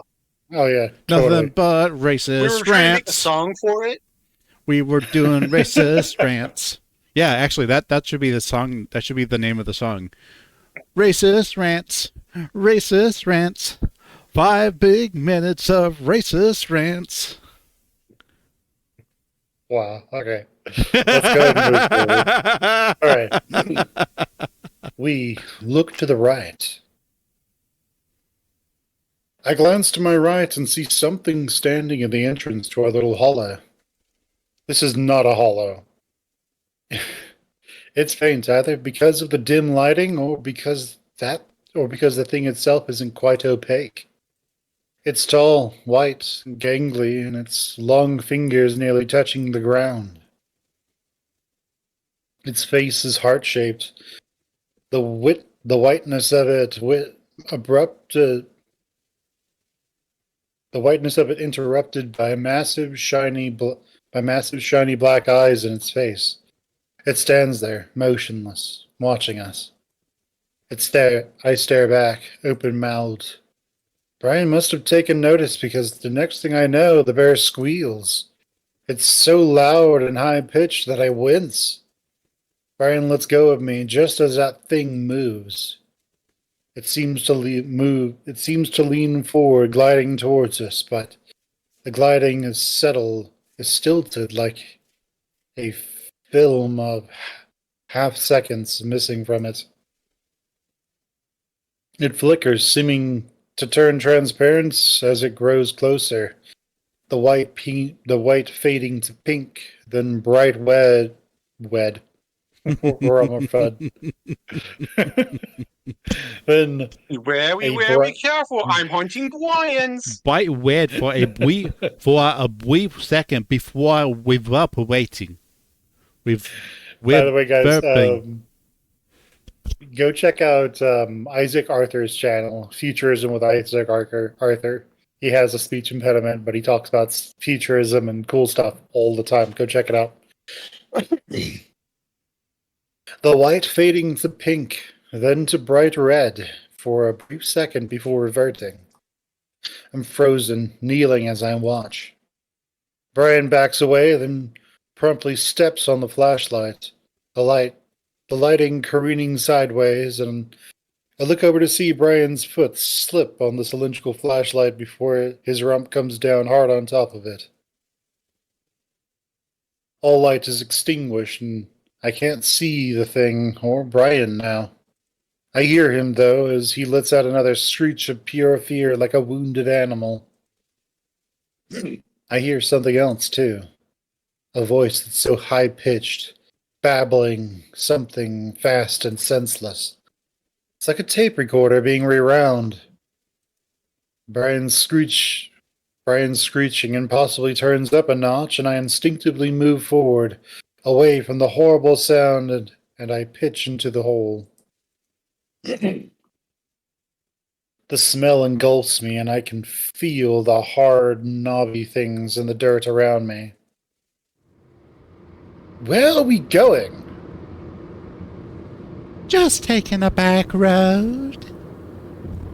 But oh, this is going to be that lady. Probably But Daniel. we're leaving the city. Yeah? Well, I live outside Actually, the if I could- city. Go ahead. Sorry, I was just going to say, I think this is Daniel the ferret, because that's the one they were digging up. Just if you want to have that be a part of your voice. Sorry to interrupt. You didn't tell me that. Well, let's just go back to the club. All right, pull the fuck over. Let me out. I said pull over. Where the fuck is the lock? You best not be doing that. Hey, get fuck off me. I gasp and scramble out of the grave, gagging uncontrollably. Once I'm out, I curl up on my side, drawing in my knees again. The horrible screeching and bizarre babbling language continue, though the sounds from Brian are more ragged now. Occasionally, the room flashes with light as Brian shifts around, but I face the wall, not wanting to look. Get up. I curl up tighter, just wanting, hoping that I wake up. You sniveling little shit. Get up. Press my face into the dirt. Trust me. There's far worse out there, and it's coming for you unless you get up and get out. I've given up. We do another wait. No, Jeez. because it didn't work last time. I Get have to up. pee again. You force yourself onto your hands and knees and start crawling in the direction of the exit. The flashlight continues to be rolled around, giving you glimpses of where you're going. The sounds from Brian have stopped. Now it's just the mechanical gibberish that seems to be growing in pitch and speed. But you don't look back. You don't need to see that. The otter is already broken enough. Soon you're crawling through the exit, and the cacophony behind you is immediately muted. It becomes more and more faint until it almost disappears as you come out the other side. Once you're free, you stand up in the comparatively fresh, cool air. Main tunnel. You remember this place. You also know the tunnels like the back of your hand. It's pitch black, but you feel along the walls you should be able to find your way out. You head to the right, down towards the end of the main tunnel, with your right hand dragging along the wall. Then when you feel an opening with your hand, you take a left, then another right. Finally a right that takes you out the back exit. Nick had drilled the direction in your head far too many times for you to. Red eyes appear at the end of the tunnel. At the end of the last stretch, you freeze and observe. Things in the mind can hurt you far worse than things outside. Brian had just experienced that, but you're not sure. Is this one of the otter's demons, or... No. No, it's something else. Something you're not quite seeing correctly. A friend. The lizard. He's walked. Chase! I slumped to my knees, shaking uncontrollably as Flynn shines a light down on me. Fuck, Chase. Come on, let's go. Flynn yanks me to my feet, and the next thing I know, I'm stumbling after him. Out of the mine, and out of what I'm now completely convinced is hell. I sit in the passenger seat of Flynn's truck, feeling numb. I chose to stare out the window, watching the desert rush by as Flynn tries to ask me questions. Where's the bear? I shake my head. Is he still in the mine? I think so. What happened? Well, I was possessed by the spirit of a gold mining cat prostitute, and then he used the magic knowledge of the badger. I don't know. It feels strange being back out here. While everything is definitely fucked up and strange out here in Echo, at least it makes sense. The mine is completely different. It's chaos. That's the word. Chaos. What? Control! I'm Shadow the Chase. Shadow the Otter? We have the chaos wizard. Oh shit! Sargothrax is back. I think it would have to be the Chaos Bracelet. Because everything's based along the bracelet that Leo has. Oh, dude. D&D game. The Bracelet of Jealousy. You just become insanely jealous. Mm-hmm. What? What gives you like plus 10 strength? Then the chaos wizards come back and they destroy the universe again. Go for it, Chase. Oh, okay. How did you find me? A very legit question. Joe. Yeah? I look back at Flynn and see he's staring at me closely, barely keeping an eye on the road. I went to Leo's house. Found all you guys there. Except you, of course. Just waiting? I don't know how to feel about the idea of all my friends just sitting around while a serial killer had me kidnapped. Of course, none of us really knew Brian was a serial killer. Well, a lot was going on. Kudzu, that raccoon, is the one that told me you were missing. Leo, on the other hand, said you were fine, that he saw you around the house. Okay, shouldn't Flynn know Kudzu because they both work at City Hall? Actually, yeah. Probably. Oh, well. Maybe he only says well. that raccoon, so he's kind of like can clarify. But because I don't know if. Well, actually, you know what? That kind of makes sense because Flynn doesn't know how well Chase knows Kudzu, so he could This just be is doing true. that. So he's Yeah, just true. assuming. He's just assuming that He- that Chase doesn't know who Kudzu is. Yeah, Flynn wouldn't know that Kudzu's already the husbando. Yeah. Yes, This route. is very true.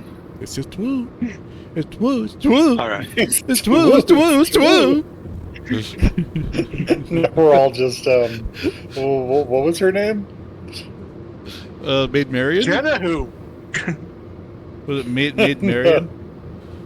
No, because I think It was the German prostitute from Blazing Saddles, Oh yeah, her the dancer. Oh shoot, what was her name? Something von Stutt, I Yeah. think. Lily I von can think of Stutt. I can think of the one from Young Frankenstein. I don't know that one. Lily von Suk. Yeah. Yeah, it's Lily von Stutt. Right, go for it, Chase. What? I said go for it. Flynn What? shrugs. I have no fucking clue. But he was practically holding everyone hostage. Wouldn't give the keys up, so I had to take my own truck out here. Wait. Also, yeah, none of them have a vehicle, so even if they wanted to, they couldn't chase after Chase Yeah. because Leo's van is at the diner and broken. Chase's car has been flattened by the monster with Duke outside of it, and the hybrid's at the bottom of the lake. All right. Yeah, Well, that's anyway, true. Oh yeah. Is everyone okay? Hopefully. Jenna said she'd try and keep him calm while I came and looked for you. How did you know I was in the mine? I'm the monster. Duh. Fucking idiot.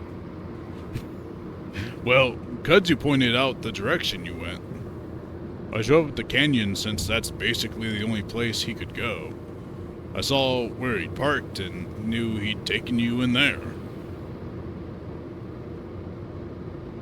But how did you know about that back entrance? I mean, Flynn, we're only gay dudes. We never use back entrances.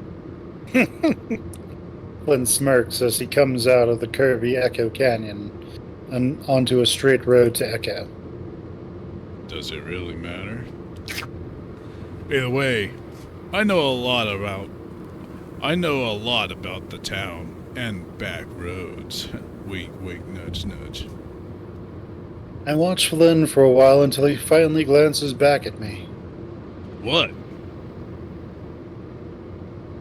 Where the hell have you been the past few days? You know, because I was isolated because of my jealous boyfriend.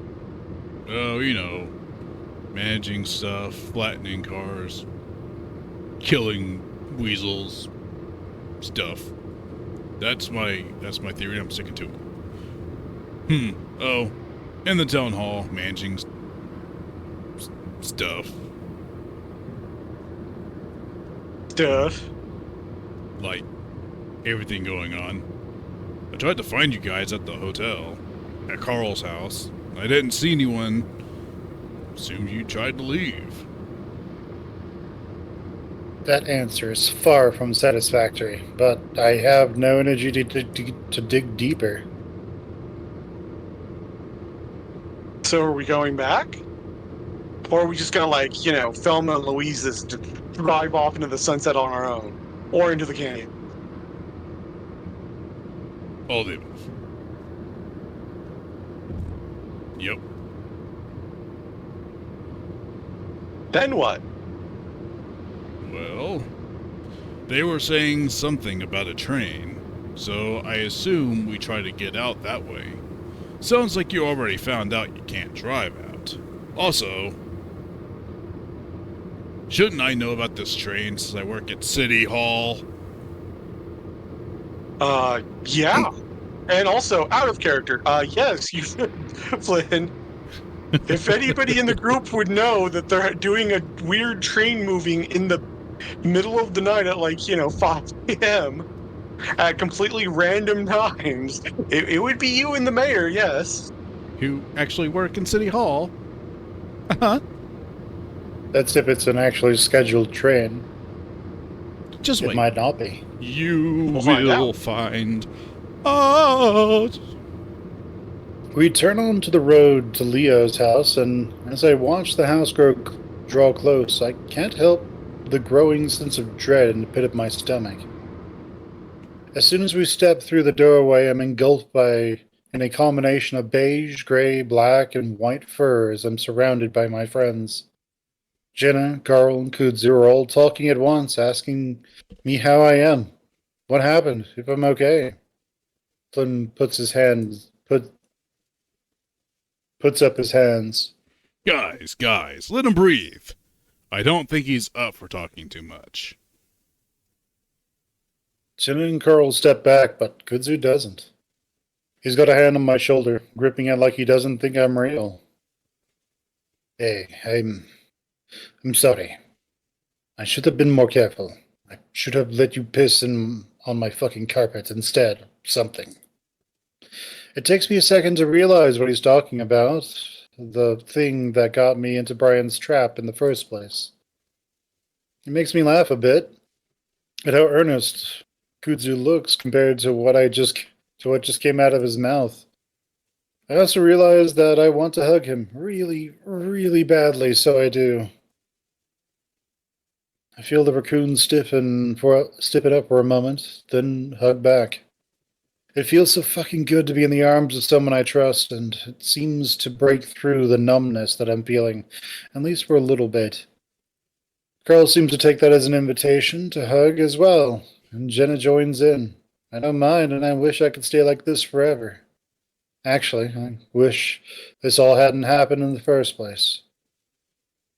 It comes to an end eventually, and Kudzu is the last to draw back. I'm about to ask where TJ is when I see Leo. The wolf stands at the entrance of the hallway, his eyes on me and Kudzu. He's got a pillow in one paw, and his shirt is hitched up over his stomach a bit, like he just pulled it on. What are you doing? The room goes quiet, and the mood in the room immediately changes. Carl, Jenna, and Kudzu all look weary. No one says anything. I clear my throat. I'm back. Brian took me to the Leo frowns. Buck? No! You were in my room and asked for a pillow. We were... Leo's glare turns on Kudzu. Have they been telling you to say this?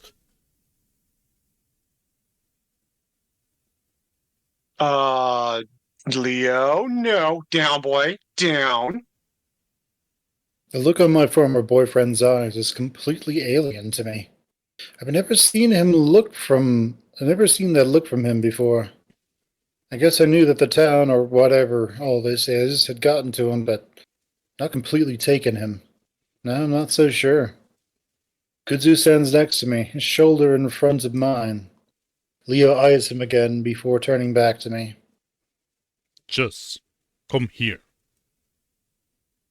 I don't move. The room is completely silent. Chess! I said come here. Come, boy. Leo, what the hell? Leo ignores Flynn, his steely eyes upon mine. The feeling of coming to a safe place is completely gone now. Echoes seeped into every part of my life, it seems. But I don't move, neither does Kudzu. Leo doesn't seem to know what to do. His face transforms from anger to confusion. Chula, you were just in the bedroom with me, telling me... Leo trails off. I was in the mine, Leo, with Brian, and he was putting the moves on me, and you were just like not even there. Leo stares. The silence drags on until a soft clicking comes from the kitchen. Everyone looks as TJ emerges, staring at us all with sad, lost eyes. TJ, what is it? There's... Go ahead, See, TJ. what was Leo doing with TJ back there when he was thinking he's Chase? Maybe. Did he deflower TJ? That's why He's like, so one twink's sad. as good as another. Whoop. A hole is a All hole, as some people have told me. Well, he's close enough to Tula. All right. There's another train coming. Oh, good. Thank you for watching, TJ. I'm not sure if Jenna is relieved because our ride out is coming, or if it's because it can distract us from the whole Leo situation. We all move at once, squeezing past Leo out to the backyard. He watches me pass him, dumbfounded. TJ's right. In the distance, I can see the lights on the train, slowly winding its way towards us. At this point, dawn is just breaking. Somehow, it's only been one night, even though it feels like it's been several weeks. Alright, for whatever reason, that train is moving pretty fucking slow. We should be able to hop in. The train wails in the distance again, much closer now. Alright, so in a little bit we're gonna have to save the game again, so get ready, Fen. Alright, I thought I was gonna have to drive alongside it with all you in the trunk bed, honestly. The train does seem to be moving pretty slow, but as it gets closer I realize it's not exactly going to be a jog to run alongside it. I might be able to catch it at a full sprint. Alright, here's what we're gonna do. I get on first, along with Kudzu, and we're going to pull the rest of you on, alright? Carl fidgets nervously. I don't know if I can run that fast. I mean, cheap run, that just sounds crazy. You will. Now. I feel a paw land on my shoulder and turn around. It's Leo. Hey, Hey, what is it? I look back at Flynn, wanting to hear what he's saying. listen to me. Everything you said at the house. Did you mean it? Huh? What did I say? Leo looks impatient. What you said about loving me, wanting to be with me forever. You meant that, right? Oh no, those were all lies. God damn it.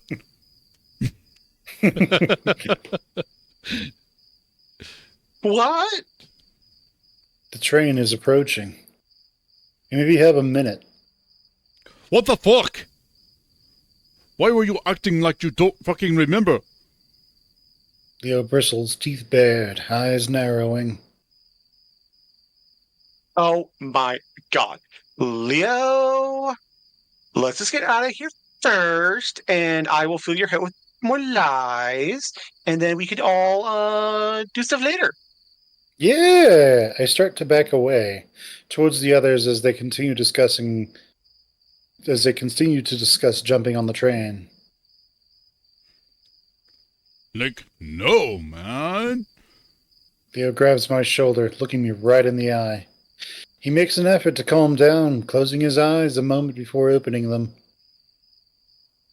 We need to, like, save right now. I'm gonna save. Save. Do. Alright, Leo, go for it. Then tell me now. Are you gonna stay with me when this is all over? Or are we, like, done, man? We can talk about this when we get on the train. I will just delay and gaslight you and just gatekeep this whole conversation. No, I wouldn't have known before, man. I see Kudzu looking at us, and it looks like he's about to head over. Just tell me the truth. That's all I want. Okay. So, Leo, were you getting into Carl Stack while I was in the mine? Because you're sounding, sounding a little Carlish. healthy or unhealthy? Healthy. It's over. Fuck this. Fuck this, not fuck you. But do we want to do that for the show? Yeah. We'll do what Amnesia did. We'll do what Soma did and do the bad ending first. So we'll work something out, Leo. Oh yeah, totally.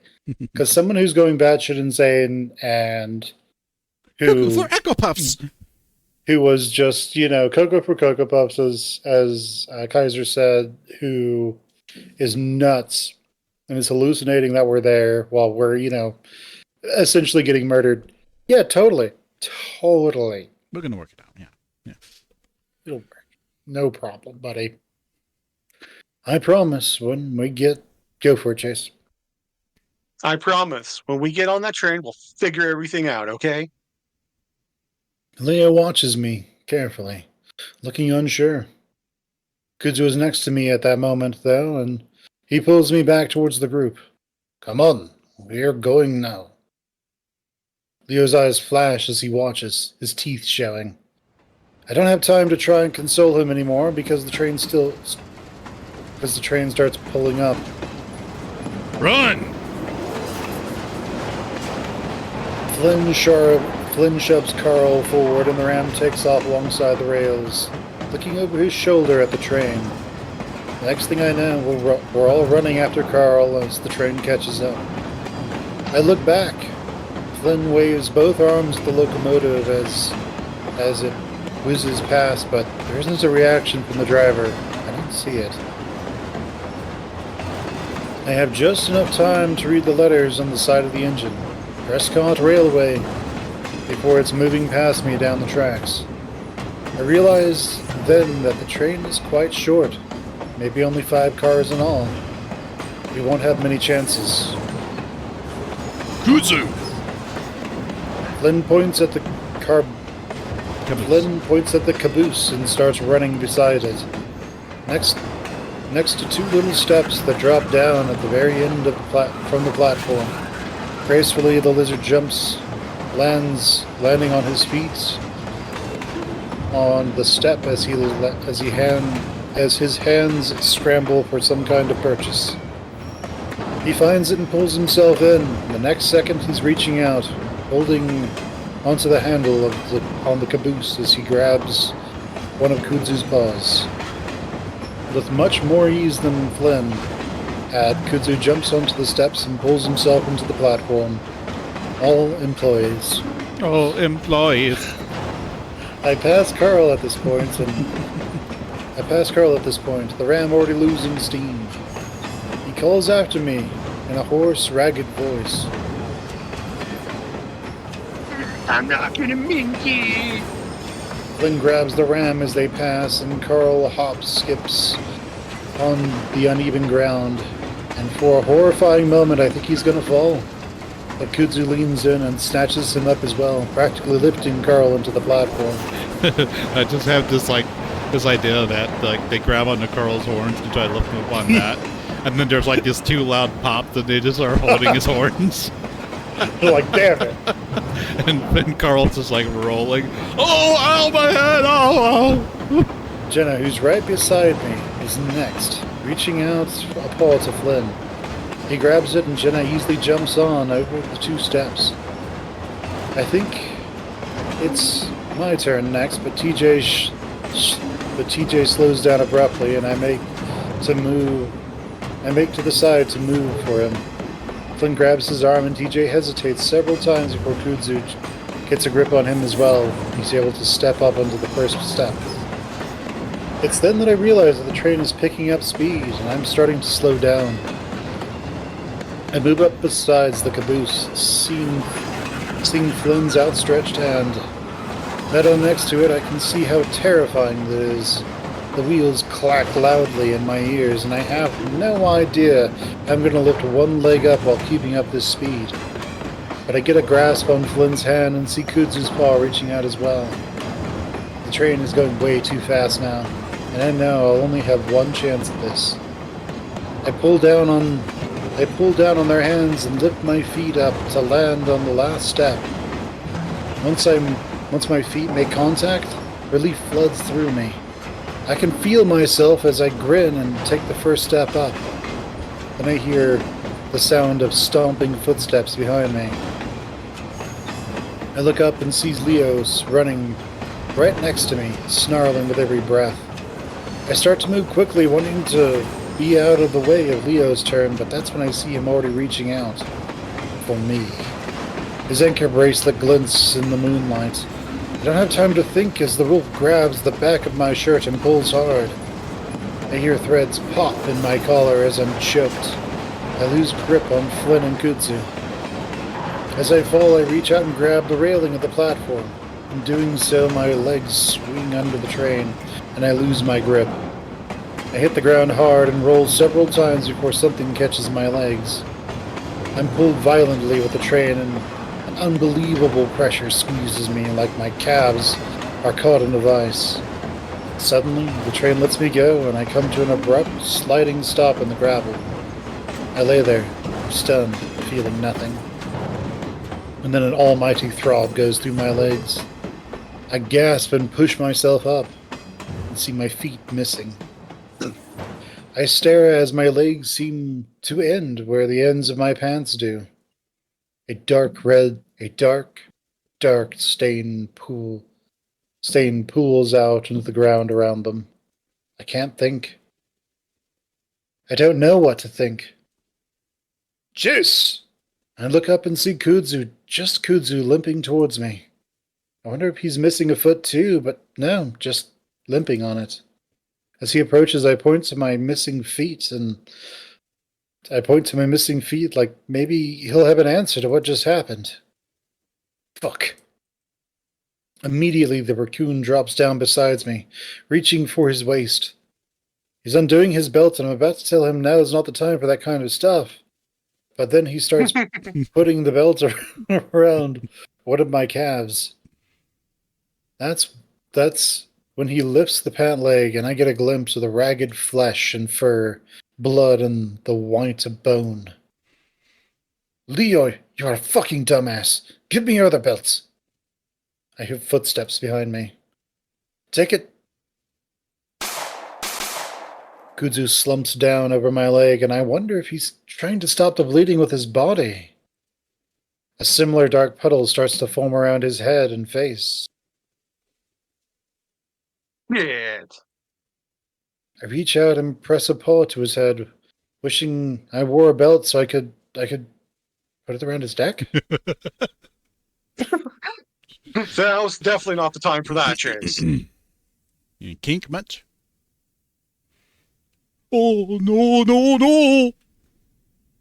Leo mumbles in my ear, pushing Kudzu off roughly as he looks at my legs. We're gonna get you fixed.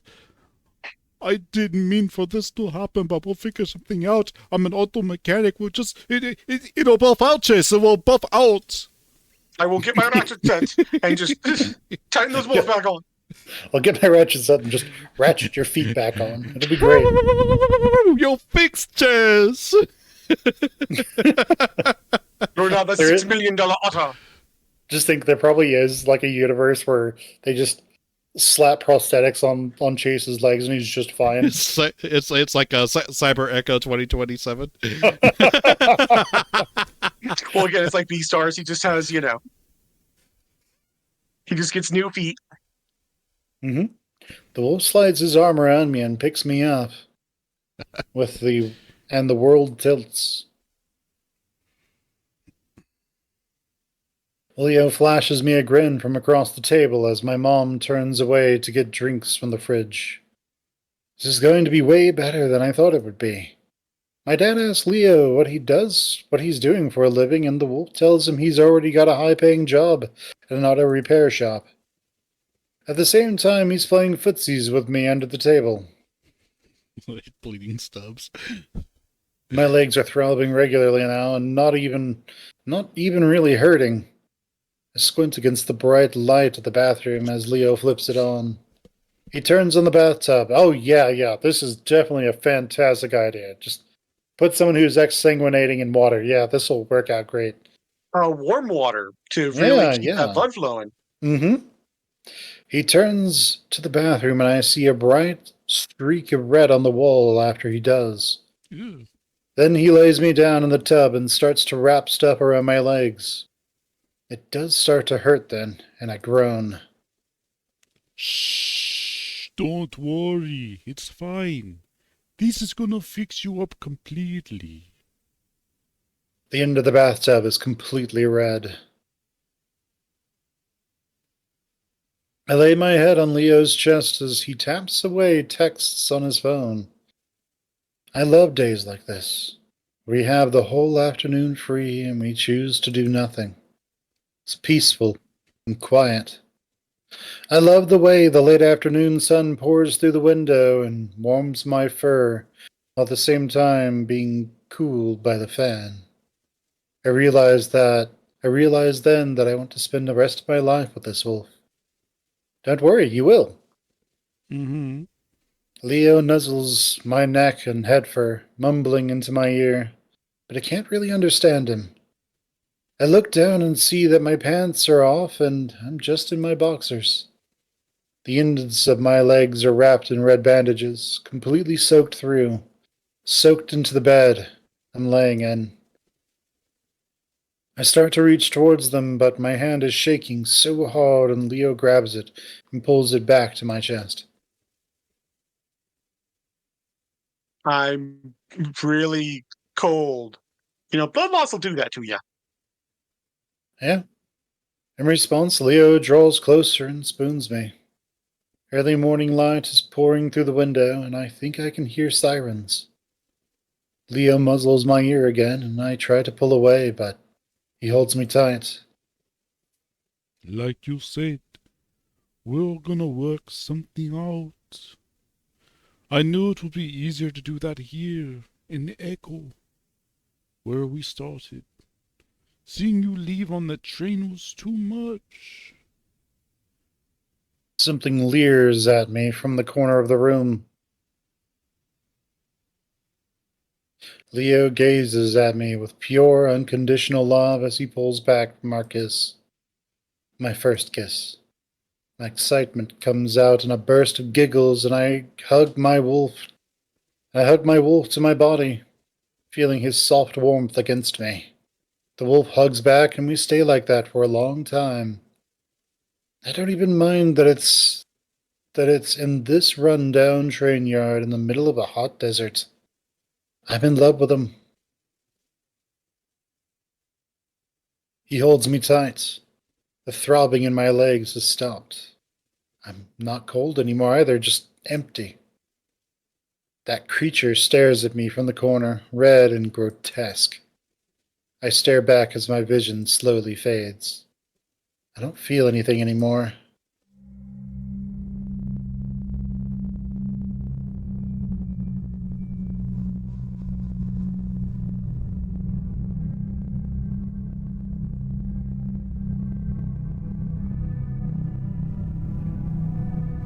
Is this like an edited version of it? Did they revamp it?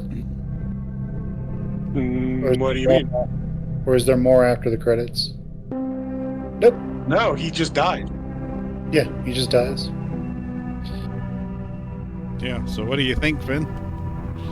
I mean, fairly predictable on that Leo's losing his mind, and then he decides to stay with him. I mean, there's red flags everywhere. Yeah. Now a lot of Like, people. this is a bad idea. A lot of people, like, I think the Echo community, they really like hearing people's reaction to experiencing Echo. So I think it would be fun just to get your reaction here, like, so far with, like, the Echo verse that you've just experienced. I mean, from what I'm seeing so far, it is a fairly nice setting, and I do like the story that they're telling. Right. So, like, the characters are fairly well developed, and there is stuff going on that isn't just like, it's a crazy person. Like, right. It isn't. There's actually something going on. Instead of it being, no, they're just crazy. Right. So, which is always kind of nice. So, yeah. I mean, I do like the writing. I do like the characters. This is one of their earlier ones, right? Yes. It kind of shows a little bit, like with some of the writing. Because some of the, well, I mean, one, there's occasionally typos and stuff somewhere in places, but also the writing doesn't flow as well as it could. But, we're starting to get into like writerly technical crap that most people won't care about. No. What kind of things were you thinking of? So, usually whenever you're writing something, you want it to just flow. And if you have a lot of repetition, that repetition tends to interrupt things. Yeah. And it also tends to, if it's done to an extreme, it makes your readers or game players just feel like idiots. And then people make fun of it. So if you guys haven't seen it, I think it's Angry Joe's review of Veilguard that came out recently. So in Veilguard, there's like two villains. I'm just going to call them Gork and Mork because it's easier than what their actual names are. Gork and Mork come from Warhammer 40k, if you guys don't know.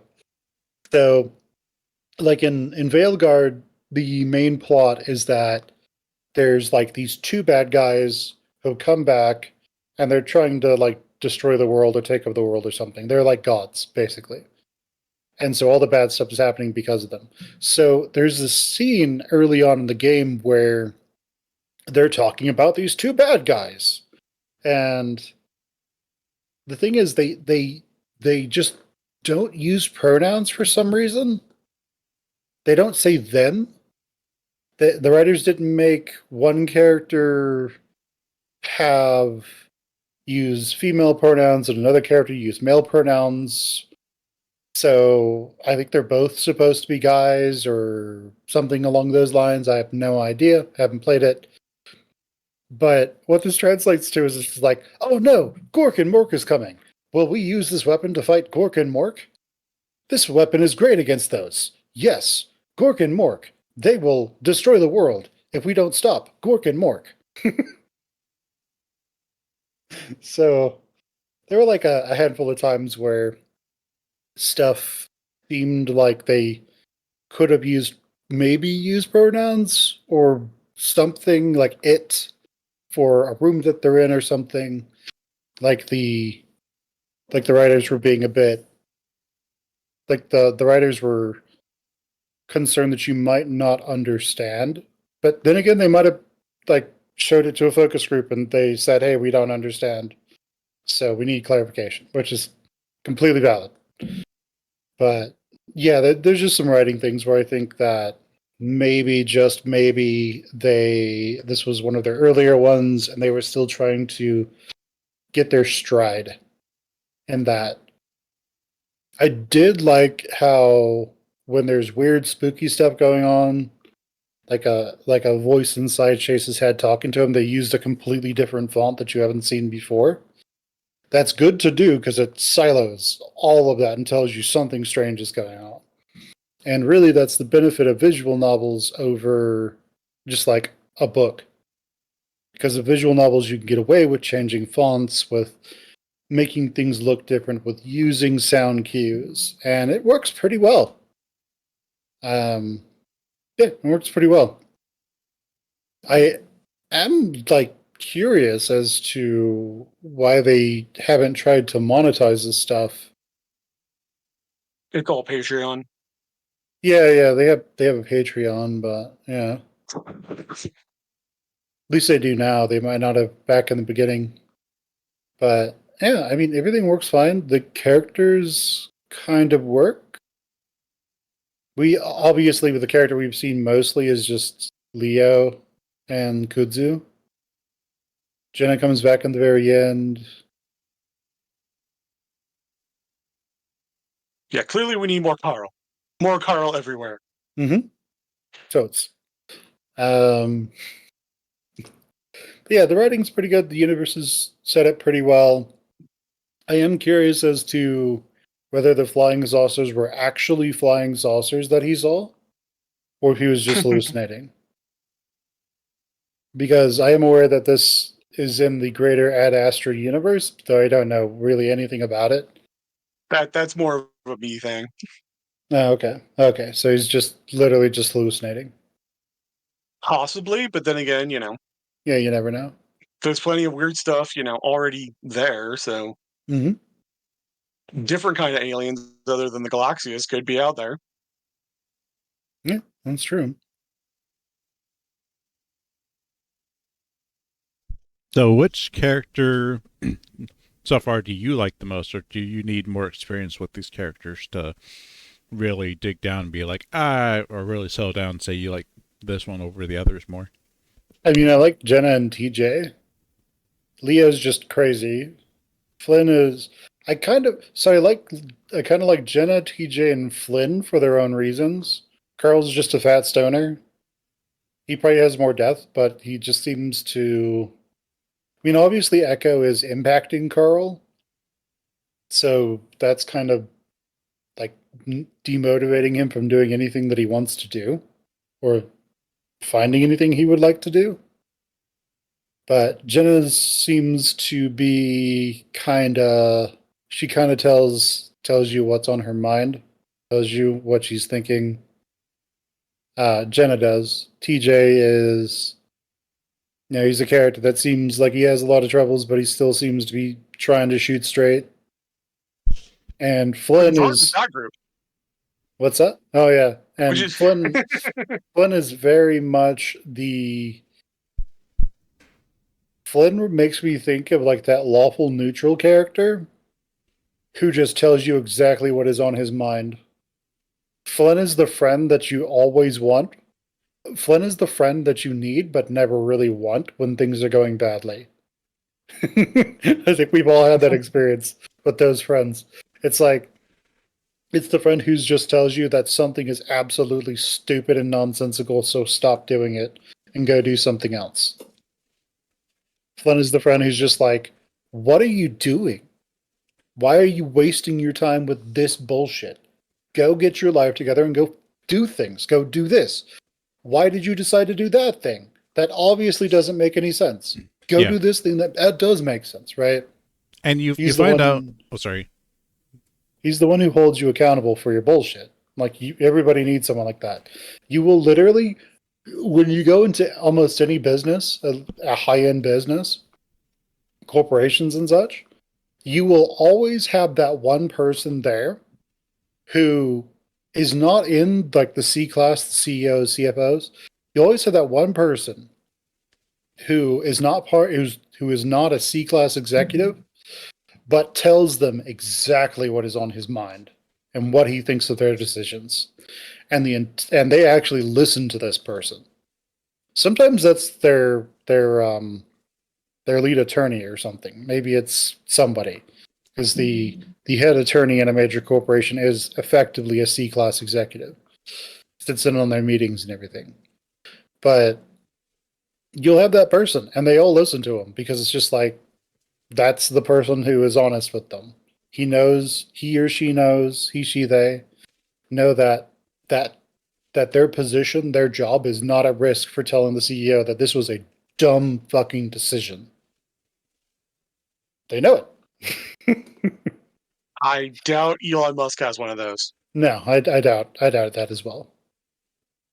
Which is why Elon Musk does all kinds of things, and some of them work out really, really well. Other things don't. But Yeah. also, Elon can just, I mean, he comes from a family of billionaires, right? So he could just literally drop billions of dollars into anything and make it successful. Yeah, that's why he was able to. That's why he's able to take like long periods of time off from work to go play Path of Exile 2. I don't think he actually he's plays so good Path at of it. Exile. I don't think he actually plays the game though. He's so very good at it Oh, have you not been until keeping up with the drama until on he that? actually plays it in front of you. Then he's not very good. He's kind of like Yeah. the League of Extraordinary Gentlemen, where it's got like that one guy who's invisible, but only when he's naked and no one's looking at him. Honestly, No, that's Mystery Men. Mystery Man. That's So, what I was talking about. I know that there is some drama with Elon and that kind of stuff. He doesn't make sense. Like his Elden Ring build is complete nonsense. But like, yeah, I remember seeing some drama on that, but I don't really catch up with drama because I don't care. But Okay, I Flynn. think people were saying that Elon was basically just having somebody else play Path of Exile for him, Path of Exile 2 for him, and then he'd come in and play and be terrible. And you have somebody else, come in and do stuff off stream, basically. But yeah, I mean, there are some things that are really nice that I do like about Echo. The setting, the characters. It is definitely telling a story that will require multiple points of view to actually get through, which is why there were multiple routes you can do. But no, there's no but about it, right? You're telling a story that has multiple paths that all sort of intersect and build on top of each other. And you can choose your own adventure.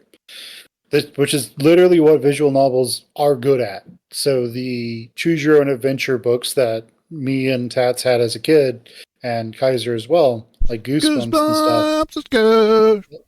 Like literally, visual novels replaced those.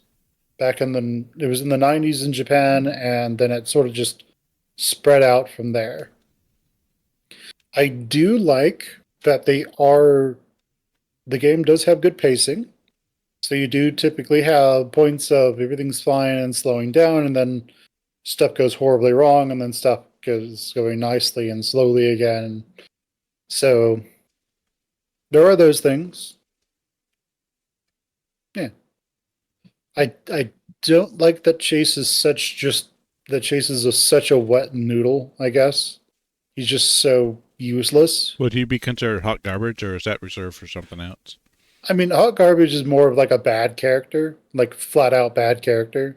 A wet noodle is more of just somebody who doesn't do anything. But, if you're going to have something where the player is doing things or making choices, then you do want that. But there's also something else that comes up. In comics and manga, this is called the page turn. In visual novels, this is where you know there's something there, but then you have to make a choice to go to the next frame to see it, and it's like right in your face. I would have really liked in the cave when Chase is with Brian at his killing grounds, if when that monster showed up, if that was actually an image or a I background would've or loved some that. sort of animatic. That would have been fucking sick. Yeah, that'd Yeah. be 6 foot, right? It would only be there for literally one moment until you clicked off of it, but it'd be really cool. I remember there was this web manga, I guess what you would call it, a web comic, where I think it was about some Japanese monster that walked around and would kill and eat people or something, and like eat their souls or something. But Inuyasha? you had to scroll down the page to keep reading, and so it was like the protagonist, the viewpoint character, is walking behind this lady. When he starts to get close, she starts turning around slowly, starts turning her head, and then at a certain point, it just shoots down the page, and she just rushes straight up to the viewpoint. It's a jump scare, right? And I think that could have worked. There could have been all kinds of things. That they have made good use of sound effects. They have made good use of the characters, so it isn't a what is that horror visual novel that was then When They Cry, I think it is Higurashi. The original Higurashi, they didn't have facial expressions. You just had to read what was going on, and the characters being on screen, it was just their generic sprite. No differences. So like a character would be crying or dying or something, and they still just have like their smiling, "Ha, I'm here," like sprite, right? Uh, To me, that sounds like it makes the horror worse. I think it was more of like limitations because Oh yeah, person, I know it's a technical thing. Yeah. yeah, the person who made the sprites was literally the writer's brother. Um, You just didn't have and time or something. yeah, and I think even in like something I saw, it even said that he just didn't really have what he needed to actually make good art for it. He was not an artist, as I think how he put it. So there are things where it has moved forward. I think this has inherited a lot of the benefits of JRPGs like the Disgaea series and everything that came before it, where you'll have character sprites and they have expressions and movements that they make, and that really does help. So there is good production here. The writing should get better as we check on more routes, so that should work out just fine. There are, I don't think I really, I don't think there are any pacing issues that really stand out to me. Where you're just wondering, like, what the hell's going on, you know? I don't really remember any of those, so that's good. Yeah. But yeah, overall, it's pretty good. I would recommend that people check out this series. So very good. Awesome. So, Yeah. should we go on with the good ending? Yes, let's go to the good ending. Come on, game. So now we rewound time. It's like Wayne's World. So there is one thing that I do want to add to my review of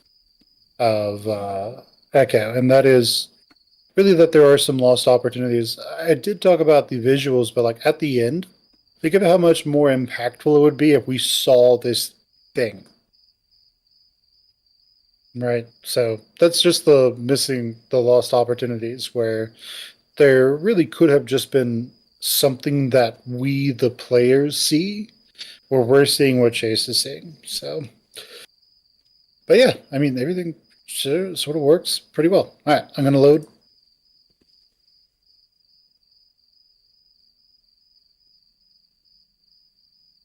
Okay, I'm at the decision. Okay, so It's over, Leo. It's over. Leo's eyes bore into mine as I look back at him. Now isn't the time for this. In fact, it's the absolute worst time for something like this. But looking at him, I can tell that this is the only time for Leo. No, Leo. Leo's eyes widen, and he leans his head back just slightly, at the same time taking a step back. It's like I physically pushed him. After everything that's happened, I just can't. Leo seems frozen, watching me, his arms hanging loosely at his sides. I hear the crunch of gravel next to me, and Kudzu's by my side. Come on, we're going now. Leo's hand moves, then to his waistband. I have a moment to see him lift a gun from under his shirt, his eyes on Kudzu. His body moves automatically, my body moves automatically, stepping in front of the raccoon and raising my hands up to my chest defensively. Leo has already frozen his motion, though, gun in front of his stomach, still pointed at the ground as he stares past me. What the fuck? I feel Kudzu grab my arm from behind, his grip so tight that it's painful. But I keep my eyes on Leo, waiting and watching to see what direction the gun might go. But then it drops. First his arm, which hangs loosely by his side once more, then the gun, which clatters to the gravel below. I flinch, expecting it to go off, but it doesn't, and instead my ears are filled with the sound of the arriving train. Leo's eyes are back on mine, and I watch as tears start to spill out. Come on, Leo. We gotta get out of here. Kudzu pulls me back, and I turn away from Leo and towards the town of Echo, and rejoin the rest of the group. run! Flynn shoves Carl forward, and the ram takes off alongside the rails, looking over his shoulder at the train. Next thing I know, we're all running after Carl as the train catches up. I look back. Flynn waves both arms at the locomotive as it whizzes past, but if there's a reaction from the driver, I don't see it. I have just enough time to read the letters on the side of the engine, Prescott Railway, before it's moving past me down the tracks. I realize then that the train is quite short, maybe only 5 cars in all. We won't have many chances. Kudzu! Flynn points at the caboose and starts running beside it, next to 2 little steps that drop down at the very end of the platform. Gracefully, the lizard jumps on. Gracefully, the lizard jumps, landing his feet on the steps as his hands scramble for some kind of purchase. He finds it and pulls himself in, and at the next second he's reaching out, holding on to a handle on the caboose as he grabs one of Kudzu's paws.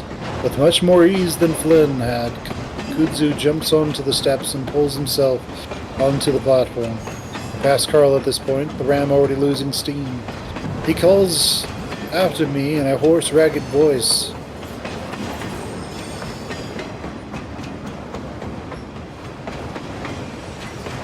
Carl? Where? Oh, there it is. Okay. Lost my place. Sorry. I'm not gonna be. Flynn grabs the ram as they pass, and Carl hop-skips on the uneven gravel. And for a horrifying moment, I think he's gonna fall. But Kudzu leans in and snatches him up as well, practically lifting Carl onto the platform. I hear a deafening crack as one of his horns comes flying off from Kudzu's hand, as Flynn yanks him onto the train. It flies over, gets stuck in the engine, and the whole train comes to a screeching halt. It flies under one of the wheels, and the train just flips over on its side and comes to a stop. We're stuck in Echo. Yeah, Penny falls out of his pocket, lands on the track, and you're Yeah. all doomed. Yeah, it's like the train gets suplexed like in that one Final Fantasy game. And the funny thing is, in other routes, the Ram Carl. Carl talked about suplexing suplexing people because he used to watch wrestling. Jenna, who's right beside me, is next, reaching out a paw to Flynn. He grabs it and Jenna easily jumps on over the 2 steps. I think it's my turn next, but TJ slows down abruptly, and I move to the side to make room for him.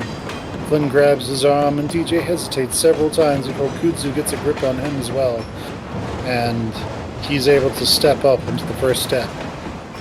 It's then that I realize that the train is picking up speed, and I'm starting to slow down. I move out beside the caboose, seeing Flynn's outstretched hand. Now that I'm next to it, I can see how terrifying this is.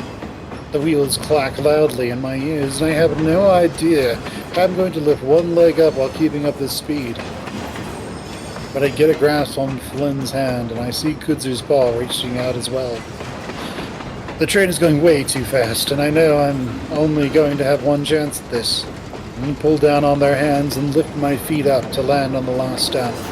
Once my feet make contact, relief floods through me. I can't help myself but grin as I'm pulled up onto the steps. I don't know if we're safe or if this whole plan is going to work, but we carried it out somehow, and I feel good for once. Then I remember Leo and look back, expecting to see him running next to the train. Instead, all I see is brush and gravel rushing past. I look back towards town, and I think I can make out a small figure in the distance, exactly where I'd left him. Where the hell is Leo? I stay silent, but Flynn follows my gaze out towards the desert. Shit. At that moment, I'm not sure what I should feel. Probably relief. But what I do feel is an incredible wave of sadness, like a physical wave smashing into my body. Probably the same thing Leo felt when I told him. Some part of me knows that this shouldn't matter right now. All that matters is that we might have just escaped with our lives, but leaving Leo behind. Somehow, someone I'd known most of my life. Someone who'd protected me, been a friend to me, guided me through the worst parts of my life. Someone who'd always emphasized togetherness and family. Who'd always vowed to protect and stand by my side. That very same person I had just chosen to stay behind. While we're the ones leaving, he's the one that decided to leave us. And as that solitary figure grows smaller and smaller, the idea hurts more than anything else right now. After seeing Jaundice get murdered,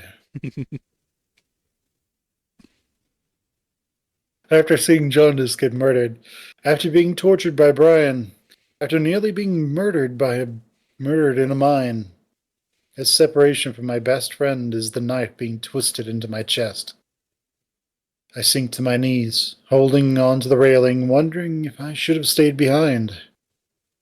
Because the Leo I'd just been with isn't the Leo I really know. I needed help, and he needed help, and I'd just abandoned him. I should have stayed behind. Hot tears spill over my cheeks as I stare at the metal platform. Fuck. Go ahead. Fuck you. We say the words under my breath. There's more rage behind them than anything I've ever said in my life. And they're meant for Echo. Fuck you for killing Jaundice. Fuck you for hurting William. Fuck you for killing Duke. Fuck you for hurting Cliff. Fuck you for what's buried in the mines.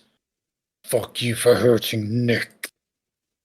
Fuck you for twisting my friends into something they're not. Fuck you for hurting Cynthia and Murdoch.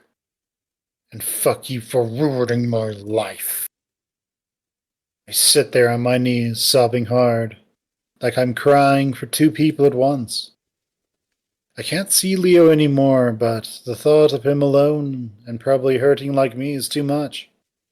I don't know for how long I cry for, but it feels like a long time. After a while, I feel a paw on my shoulder. I imagine the rest of my friends standing there, staring at me, but when I turn my head, it's only Kudzu. The raccoon is crouched next to me, his head turned towards me, a look that can only be described as understanding on his face.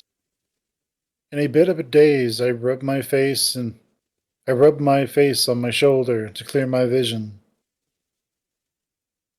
Sorry. Don't be. Kudzu says it automatically as he rubs my shoulder gently. Do you want to get up? The rest of them went inside. I stay crouched there for a moment, watching the blur of the train tracks in front of me as we continue through the desert. Give me a sec. My nose is all stuffy, so my voice comes out clogged. The tiny lights of echo on the endless expanse of the desert get smaller and smaller, and so too does the feeling of tension in my chest. And with that tension goes the sad, angry presence in my head. He goes quiet again. Makes me feel a little bit better, but each time I think about Leo, that knife gets a little deeper. Kudzu nods and squeezes my shoulder. After a few moments of silence, he speaks. You know that someone I lost years ago? I wipe my eyes again and nod. He was my boyfriend. Oh my god, Kudzu is becoming more and more a Khajiit. A Khajiit. That's what's happening at the voice acting. I keep silent as I stare at the tracks, almost hypnotized. That strange feeling of wanting to jump tickles at the back of my brain, then fades slowly. One night we were walking along like we usually did, and then we got mugged. We should have just given him everything, but my boyfriend, of course, stepped forward, confronting the guy, and got shot. I glanced back at the raccoon, with no idea what to say.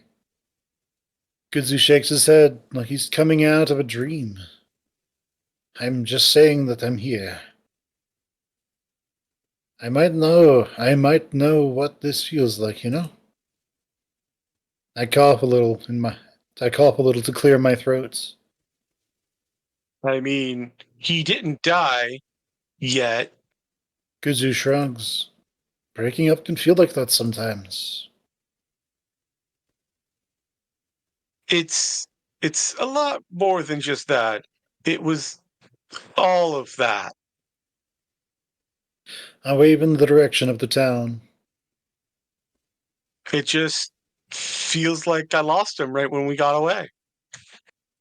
We're gonna get people. We're gonna get people to go back for him. Yeah. Let out a big breath before slowly standing up, my knees popping as I do. Kudzu stands with me as I lean against the railing, choosing not to look out at the town. After a moment, I turn around to face Kudzu, and then I'm hugging him. There's no hesitation this time as he hugs back. I let myself lean into him, letting him support me, feeling the fur on his neck poke through mine. We stay like that for a good 5 minutes, vibrating along with the train. Finally, I pull back. All right. We should probably go in. I don't think it's all that safe out here anyway. Without letting go of me, Kudzu opens the door and guides me inside. My friends are all sitting in little seats in the dark, swaying along with the train's movements. Carl sits closest to us, and he looks up at the sound of the door. Hey, Ace, are you okay? I laugh. No. Carl smiles sadly. Yeah, sorry. You're fine, man. I see Jenna and TJ together on the seats furthest along the wall, and Flynn sits opposite them. Further still, a small shape sits leaning against the opposite end of the caboose, curled up in his seat. It's Clint. Flynn occasionally glances at him, but the polecat doesn't seem interested in coming closer to us. Kudzu guides me to sit next to Carl, and I make room so that the raccoon can sit next to me. Can I just put a little side note that it makes no sense that Clint's here? I mean, he did talk about wanting to get on the train, so Yeah, maybe makes in sense its to me. previous pass-throughs he jumped on it. Sorry. Well, I'll talk about this more later, but it makes no sense that he's on this particular train, I should say. Oh, okay, so they're different trains. They aren't just the same train looping. Well, that would make more sense. But well, again, yeah. Sorry, I'm derailing. Sorry. Let Maybe me get back. he got on it when it was just coming up. So it's possible. And maybe he had jumped on it when, like, before it even started going. Like, we don't know when he jumped on the train. We don't know when he Yeah. jumped on any train. He just mentioned about jumping on trains, and he probably just chose a cart that he thought was going to be. Maybe he actually saw them working on this engine, and he was just like, oh, if they're getting this engine ready, then any cars attached to it, they're probably going to keep, so I should jump on one. So to me, I it also- makes perfect sense that he's on this one. I also assume that this is just a ghost train from like nowhere. It's we're gonna go to the brothel, the bathhouse now. You know what this Trying Yeah, really to- we end up is? in the smoke room. You know what Yeah, this we really wanna- is? It's the crazy train! Yeah, we're gonna go find a water dragon and a witch. Some old man who's like keeping the fires going. It's just spirited away.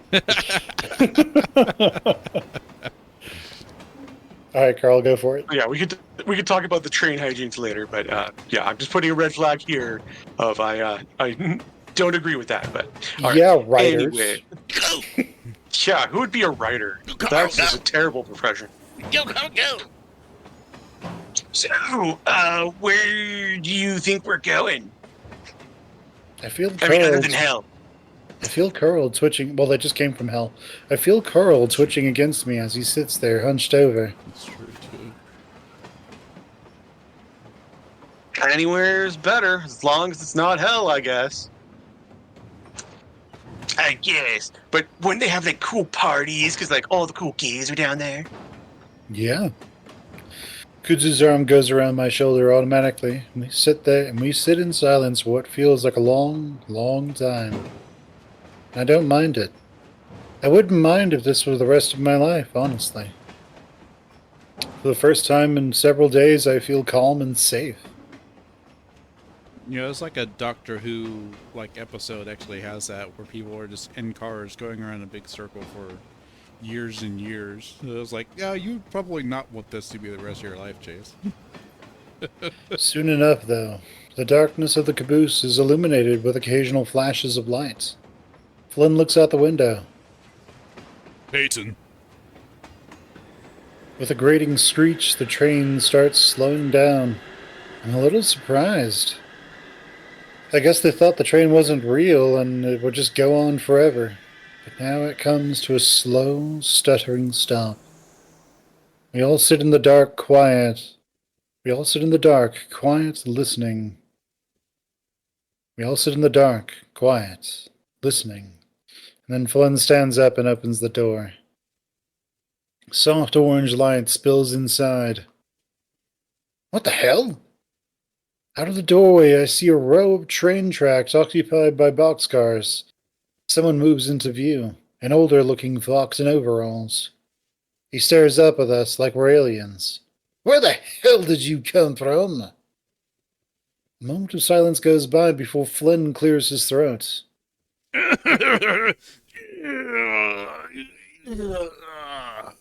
We're from Echo.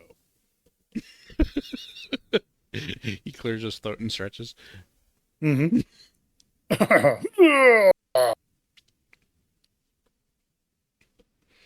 Saturday. And So we'll we get time traveled back to going. yesterday. Yeah, Mom. Sorry. Yeah, Mom. I'll promise I'll call you in an hour. No, I'm not. We're not staying the night. I promise. Wow, Mom. All right, all right. I swear. I love you too. Bye. I hang up and drop my paw into my lap, sighing loudly. Kudzu laughs. Everything okay? I rub my eyes. Yeah, I guess. She's just worked up, obviously. She's just worried, obviously. Kudzu reaches over and sets his paw on my knee, squeezing briefly before returning it to the steering wheel. I can still turn back, you know. I take another breath and hold it. It's tempting. It might even be a better idea to just let the past die. But now that I'm leaving the area for good, I want to see it one more time. So did Kudzu and Jay start dating? They are trauma bonded now. Yeah. The best way to meet a boyfriend. Oh yeah, totally. Trauma bond. This is my trauma ring going under trauma finger. The town and Leo. I let the breath out. Nah, I need to do this. I've thought about it for so damn long now. There's no way I'd forgive myself for backing out now. I need closure. Alright, but if he gets weird at all, I'm taking you the hell out of here. He won't. He's back to normal-ish, maybe? As much as any of us can be anyway, for someone still in Echo physically. Mm-hmm. But I told him it's only going to be for a little bit, that we're just driving through. I look over at him. You want to stay in the car? Huh? Want to be away from the big scary wolf? Well, it's planning to, unless you're planning to go inside. No, I'll stay outside like a good little otter. Oh. Alright, but I'll be watching you just in case you do try anything. Yeah, no trying to cut me out of a threesome. That's clearly forbidden. Yeah, right. It's been 2 years. That's not very long. Hey, I know Leo. He's not the person we last saw. Yeah, That was his I know. evil twin, Roberto. Yeah, Sorry. yeah, I know. I feel my stomach tighten as I suddenly realize we're driving past the lake, then into Main Street. It's completely abandoned, but then we pass the motel. The windows are all boarded up and the parking lot is filled with more cracks than I remember. But I'm hit with a wave of familiarity all the same. Standing in the parking lot are two people. Pointing at the motel is a large black bear, and in front of him stands a canine of some kind with a video camera. Kudzu snorts but doesn't say anything. At first, I feel a spark of anger at them for probably seeing the whole thing as a morbidly fun adventure, not even having the slightest idea what sort of hell this town went through. And then I remember that I had done the same thing. Granted, it was many more years removed, but still the same. We turn onto Leo's street, and my stomach tightens further. Kudzu glances at me. Can I get a kiss before you talk to your ex? Eyes on the road. Kudzu leans over, very deliberately keeping his eyes on the road as he tries to turn his face towards me. I give him a quick peck on the side of his muzzle, and he laughs. I try to laugh as well, but it gets caught in my throat as I see that old house. And there, waiting in the driveway, is Leo. Oh, good, he's finally taken that bracelet off. Yeah. You noticed that, huh? We finally showed character growth. It's like, that's what my discussion was on my channel. Like, he showed growth. It's about time. He's only a been good stuck in the puppo. past. He's a good doggy. Dog, dog, dog, dog, dog, dog, scruff, scruff, scruff, scruff, scruff. Here's a dog biscuit. It's a stupid snack. I mean, the thing is, if you're stuck in the past, you're pretty much always going to be stuck in the past. And things are going to be horrible for you for the rest of your life, basically. Very much. You absolutely 100% must move on. If you don't, you will never be as happy as you could be. You'll always sort of be stuck. You'll always sort of be stuck in that snapshot of who you were in the past. Hey, how's it going? Theo cheerfully greets me as I open my door. It catches me off guard a little bit, his mood being so different from mine. Hey, Leo. What's up? Theo has his paws shoved into his pockets, but still manages to shrug. Not much. You? Not much. Leo ducks his head and looks in at Kudzu. Hey, good. You alright? Kudzu awkwardly answers from behind me. Yeah, I'm okay. There's a moment of silence as I try to think of what to say or do. I hadn't expected Leo to just meet me outside. Did you wanna come in for a beer or something? Oh, I'm actually driving for the next couple of hours. Yeah, we were just stopping by for a minute. You know, this very central location that's very easy to get quickly in and out of, just for a minute. Totally. Yeah. Ah. Okay. Leo's smile falters a bit, then he shrugs again. Wanna go for a walk then? Stretch your legs? I look back at Kudzu, but he doesn't say anything. He doesn't give me a hint as to what he's thinking. He's leaving the decision up to me. Yeah, sure. Leo ducks his head again. You wanna come, good? Kudzu hesitates, then shakes his head. No, you two go ahead. I prefer the AC. Alright. Cool. Feeling just a little tension between the two of them, I quickly jump out and shut my door. I look over at the rail yard, which is in full view of the car, and point. I just want to imagine that like they have a hybrid, so it's very quiet, and then Kuzu's just very quietly following them in the car as they're walking along. Like, don't mind me.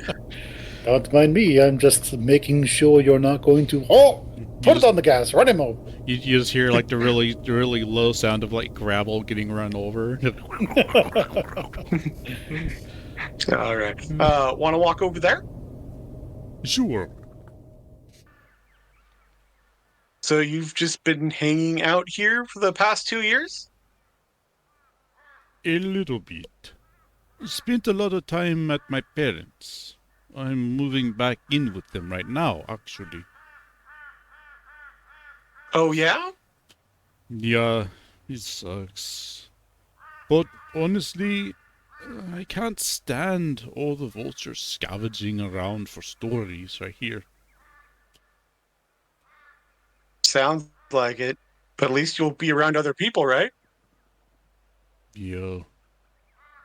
It's officially a ghost town now, if you haven't noticed. I look out over the rest of the town, towards the motel and the convenience store, and all the tiny houses and trailers in between. Not a single person, not even Jaundice. Zombified walking around. He was eternally served the diner. Yeah. She's just a skeleton. What do you want? Want me to serve you your regular?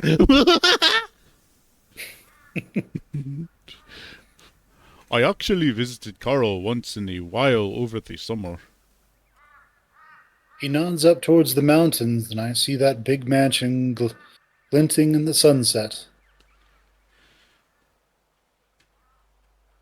Hey, that's cool. hear he's doing pretty good at school right now. Yeah, I mean, good. Are you going back to school? Meh, school's for losers. I got me a winner boyfriend, so we're I just shrug, gonna like hang out and cruise. I, Sorry. sh- I shrugged my shoulders, walking up to the train tracks and straddled the steel rails.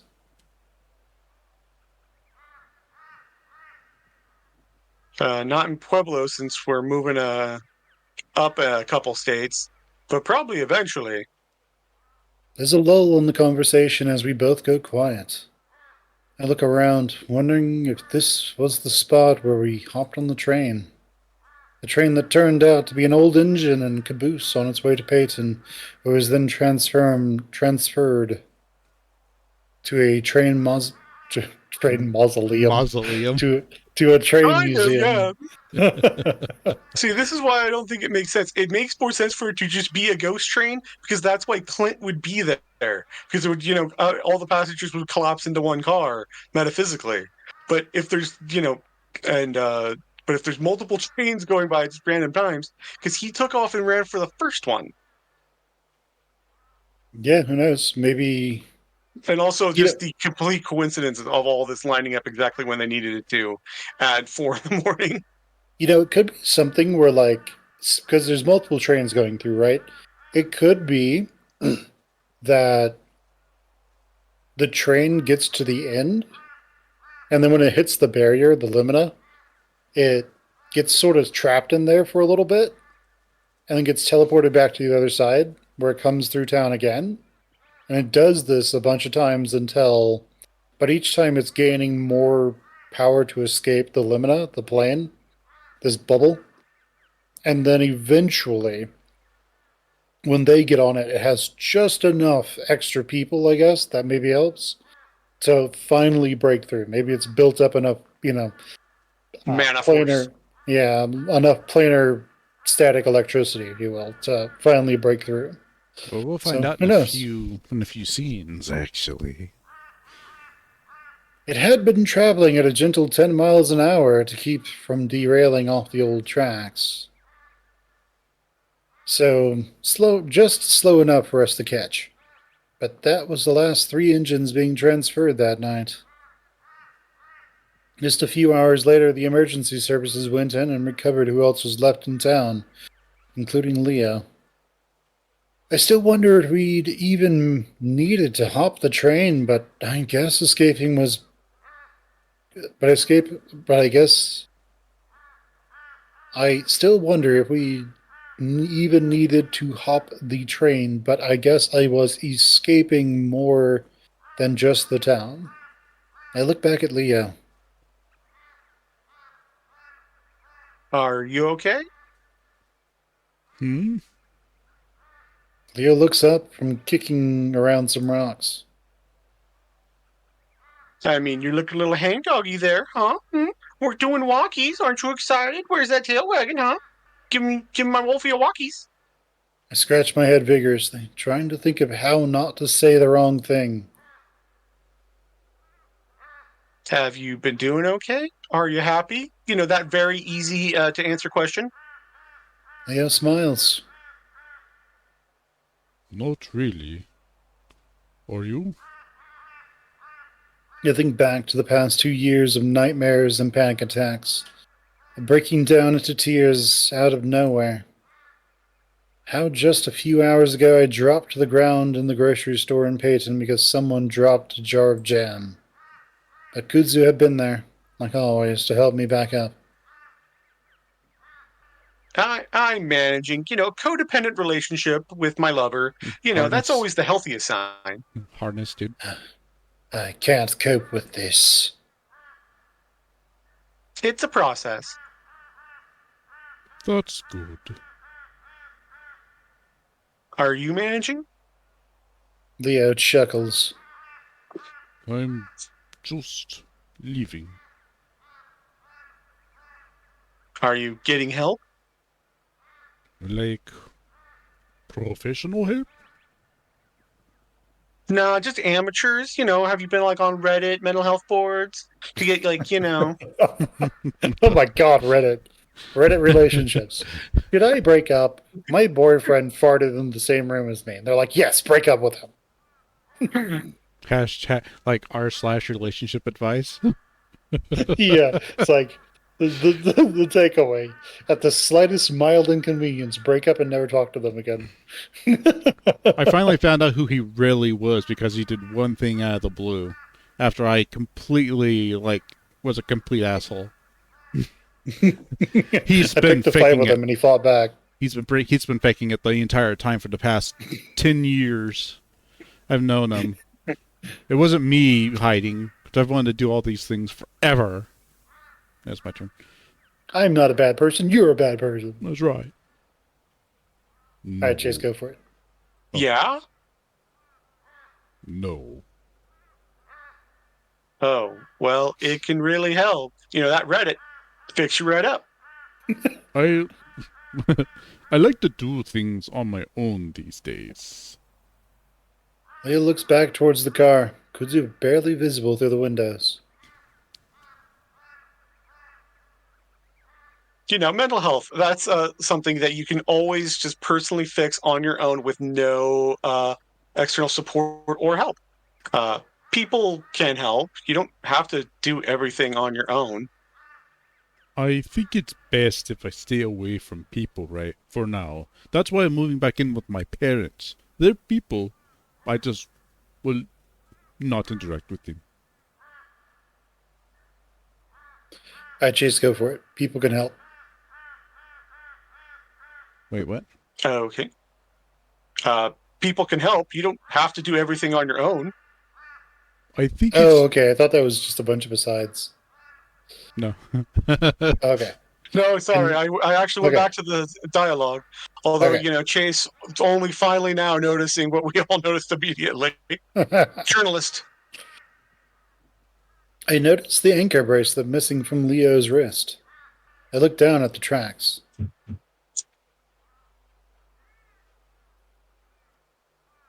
Go for it, Chase. Oh, okay. I guess you guys glitched out or something there. We're at Um, listen, I'm sorry. I missed a line. Okay. Listen, I'm sorry about everything that happened. I wish I could do things over, even before what happened here in Echo. Leo looks at me for a moment, a sad smile on his face. The last 2 years have been hell for me. I cried myself to sleep every night thinking about you.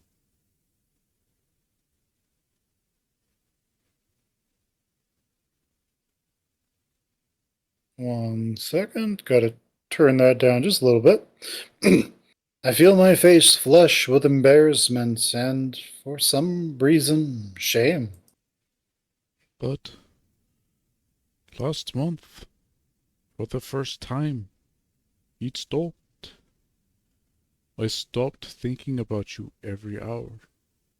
I stopped thinking about what you might be doing, about how he might be treating you, about whether or not you're thinking of me.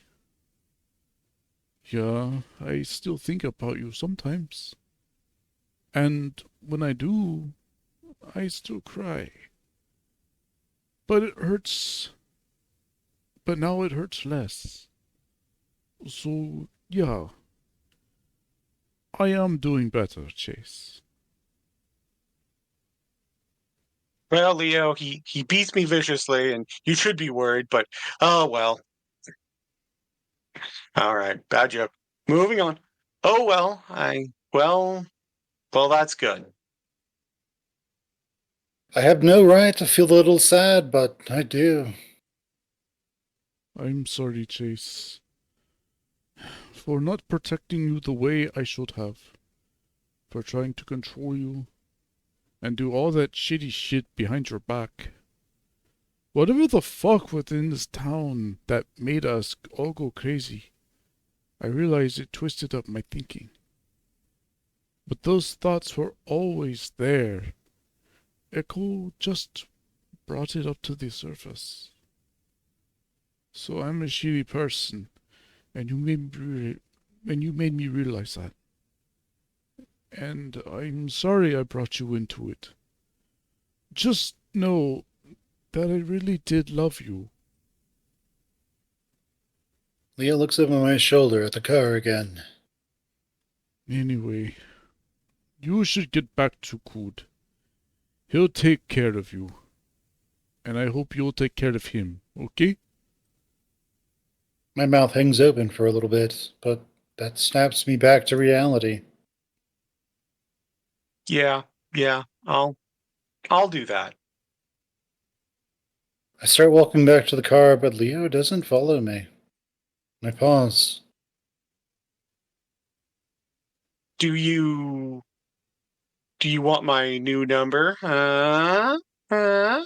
We could talk. No. The surprised look on my face makes Leo laugh. It's a real laugh, kind of sad, kind of happy, but real. Oh, that wouldn't be good for either of us. So we're just saying goodbye forever? That old knife in my heart starts twisting again. Leo shrugs. You never know. I stand there, 10 feet away from my first boyfriend, my first kiss, in this very rail yard. My best friend. But hey, if you drive through Peyton again, I'm always open to have another chat. Maybe you'll catch me in a better place. I will. I say it immediately, and Leo smiles at me. So I'll see you again someday? I look forward to it. All right. Bye then. Goodbye, Chase. I walk the rest of the distance to the car and open the passenger door before getting in and sitting down. With the door still open, I look back one last time. Leo stands there, paws jammed into his pockets, his fur outlined with red and gold light from the setting sun, highlighting his head fur like a halo. his head like a fur. Mm-hmm. I take it in for a moment, then wave. He waves back, and like that, I close the door.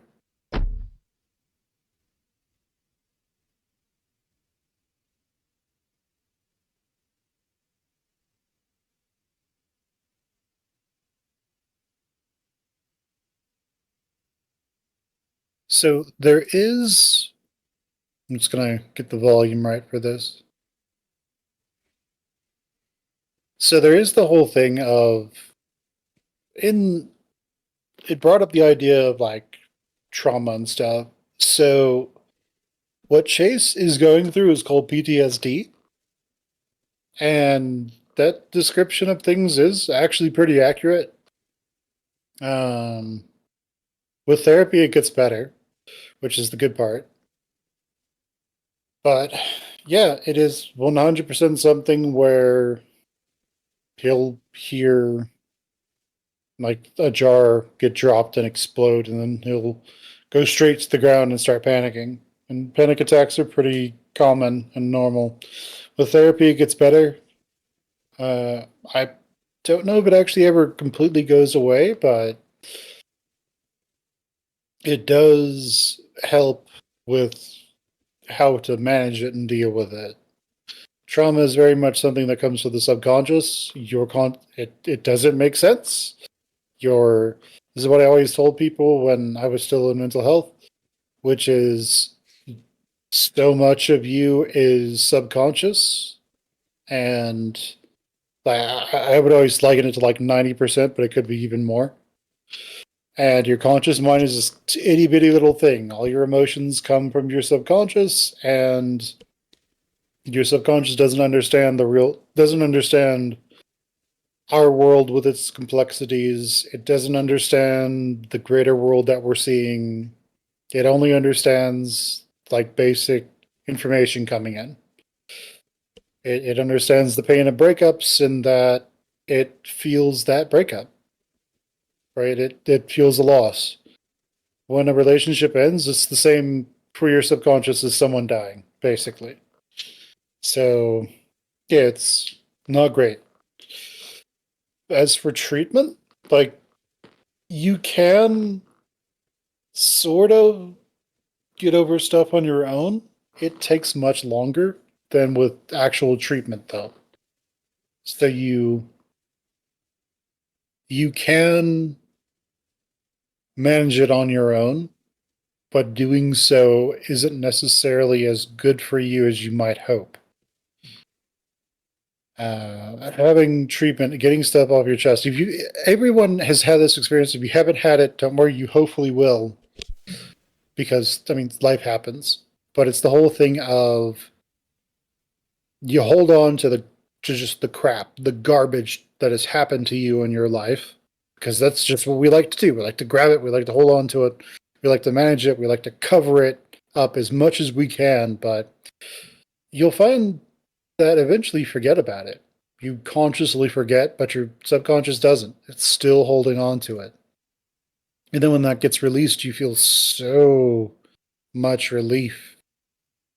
So it really is important to talk about this stuff, to dig in and uncover it, bring it to the surface, excise it, cut it out, basically, to release it. It is basically, think of it like an infection. The stuff that you buried, and it's an infection deep within you, and it just sits there and rots and gets worse until one day it gets brought to the surface and eliminated, essentially. But it's worse than that because it's an infection that you can touch, and when you touch it, that ooze, that oil, that rot is so much worse because it's been festering. And that makes you recoil, and it usually makes people feel hollow or just like they're horrible people. It makes some people makes them feel like they're just dying. So it's something where you definitely 100% want to cut that crap out and get rid of it. And you do that with treatment. So you can also do it just by talking to people that you know, that you trust. Tell them all your horrible things that have happened to you, all your dirty laundry, and all that good stuff.